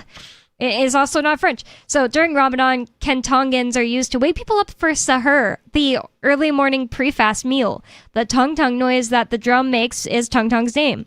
So Steven Stein, Fuming. No, I'm not going to say it. I'm not going to say it. Steven Stein, a partner at Greenberg Glusker, the law firm representing Momentum Lab in U.S. court, said that Tung Tung Sahur's origin No. story proves the character is made by a human, and that even if it didn't take much effort to create it, that still counts under the law. What? He said, if I sat down right now and drew a picture of something and spent 30 seconds doing that, that could be copyrightable. Yeah, because you did it, because you're a human. Right. What So, don't they so understand? he's representing the wrong company. Copyright the backstory if that's your argument. Yeah. If you're going to Write represent a anybody, you got to story about it. represent like the Indonesian artist, not the French company, also grifting. I think they like took like them under their wings in a way, like they're representing No, them, they and then they're stole also it. being They represented. stole it from some like poor Indonesian person. They're probably trying to get him. Here, kid, we'll give you 15 bucks if you let us do Yeah. this. Oh my god, $1 a minute that you spent. So while Let me Big tell you about this Studios- NFT. It looks like a brick. But believe it or not, it's unique. While Do Big Studios, the creator of Steal a Brain Rot, is trying to invalidate any copyright for Tung Tung Sahur, Momentum has countersued, claiming trademark infringement. The difference is significant. Copyright is typically used to protect creative works like Harry Potter books and characters from being plagiarized or duplicated without permission, while trademark has historically been used to protect consumer brands like Coca-Cola. Stein said that Momentum is using trademark law because, so far at least, it has not tried to register a copyright for Tung Tung Sahur in the United States. See, it seems But like then these you're people out are of your so, jurisdiction. like, losing in every way. Yeah. Yeah. And they should. They've got no jurisdiction. They're representing the wrong people. Right, just pack it up, man. Go back to France. Momentum has been has to be strategic about the fights that it has in this litigation while preserving its full suite of rights to pursue claims abroad. Moss, representing Dubig, said, it might have said his name earlier, just Moss, maybe his last name, representing Dubig, said he believes the other side is pursuing a trademark claim because it knows it will lose under current copyright law. Oh yeah, he's representing the people making The video game company? Oh yeah, they made a video game. Thanks. The U.S. Copyright Office has been clear that simply typing prompts into an image generator is not authorship. Because of the counterclaims by both sides, it remains unclear how the case will shape the legal understanding of AI art. But UCLA legal expert McKenna says cases like this will likely be pivotal in creating precedent in the courts. McKenna said using trademark law to sidestep copyright questions is not an uncommon strategy, but he thinks it's an abuse of the system. Trademark is supposed to identify the origin of tangible goods and services. Yeah, I still feel like the Frenchies are barking up the wrong tree. Like this unique image of a brick. Yeah. Yeah. Or a rock. If they're trying to set a precedent, they should have sued somewhere that, another company using the images for something where they're like more favorable towards IP laws. So, Ferguson, I wouldn't want to argue the specifics of IP law on this. I just think it's dumb, right? Like, I'm just going to go on record and say we'd be fine if they just got rid of all of this, because I think the lawyer's point is relevant. If he sits down and he draws Pac-Man real quick, right? And, then that becomes a franchise that makes all kinds of money or whatever, then under the law, that makes some sense to me. And I can see the point he's making about AI and the prompts and all that. However, I think we all can, we're just better off if musicians can sample other musicians' work. If you can use other people's intellectual property to and credit artists them. have to get jobs. I'm just kidding. Right. Well, that's the problem is that everybody wants to win the IP lottery. Yep. And that's what's so silly about it or all. grift off their grandparents because that stuff can last 70 years. Like Turd is always saying, Turd Ferguson, the caller from earlier in the show, is always saying like, oh, well, you're going to make artists have no incentive to make music. And it's like, I think that really good musicians, they have the incentive in that they love to make music. Yeah, and like, they probably started before it became like financially successful. exactly. If anything, they'll probably just cull a huge amount of like SoundCloud rappers that just are in it to get famous. So this has been Free Talk Live. freetalklive.com for more. You can vote if we keep Joe or not. No, I'm just kidding. More Free Talk Live next week in freetalklive.com. Follow us on Let the people X. speak. So the protection of life, liberty, and property is what the Free State Project is all about. But it's an effort to move 20,000 people who understand. It's about demonstrating to the entire country that, yeah, we can have a free market, a truly free market. Making it just a freer, great place to live. It's the world's largest voluntarist libertarian community, and it's only getting bigger. That's amazing to be able to move to a place where other people like passionately believe in being free and independent. What the Free State Project is managing to do, though, is to put their money where their mouth is. Physically getting up across the country and saying, let's go someplace and let's demonstrate the power of these ideas. There's a lot of kind of philosophy that surrounds liberty. There's a lot of thinking about it and talking about it. But here in New Hampshire, people are doing it. 101 Reasons Liberty Lives in New Hampshire, a documentary by Free State Project Early Movers. Watch it free at 101reasonsfilm.com. 101reasonsfilm.com. Are you tired of your taxes funding endless occupations around the world? Antiwar.com is run by people who understand that wars abroad become wars at home, wars on our freedoms. Antiwar.com is dedicated to bringing you the latest in news, views, interviews, and reviews from the top movers and shakers in the anti-occupation movement. Antiwar.com has it all, from thorough foreign policy analysis to interviews with whistleblowers who used to run the military-industrial complex. Anti-war, pro-free market. That's antiwar.com. What if you want to hear the latest episode of Free Talk Live, but all you have is your phone, you forgot to download our archive, and you have no data connection? You can call our Listen line at 641-793-0191. That's a long-distance number, so you may incur charges. If not, listen as long as you want. 641-793-0191. The Free Talk Live Listen line, 641-793-0191. Coming up next after the news, Hour 1 of the latest episode of Free Talk Live, here at listen.freetalklive.com. From Feature Story News in New York, I'm Mitch McCann with the Week in Review. US President Donald Trump confirmed this week that he plans to meet North Korean leader Kim Jong-un this year, with a possible summit on the sidelines of the APEC gathering in November. Pyongyang has so far poured cold water on the prospect of talks, with Kim Jong-un's sister, Kim Yo-jong, saying she is not aware of any communication between the two nations. President Trump's confirmation comes as he faces criticism over his decision to cut short joint military drills with South Korea. Nick Harper reports from Washington.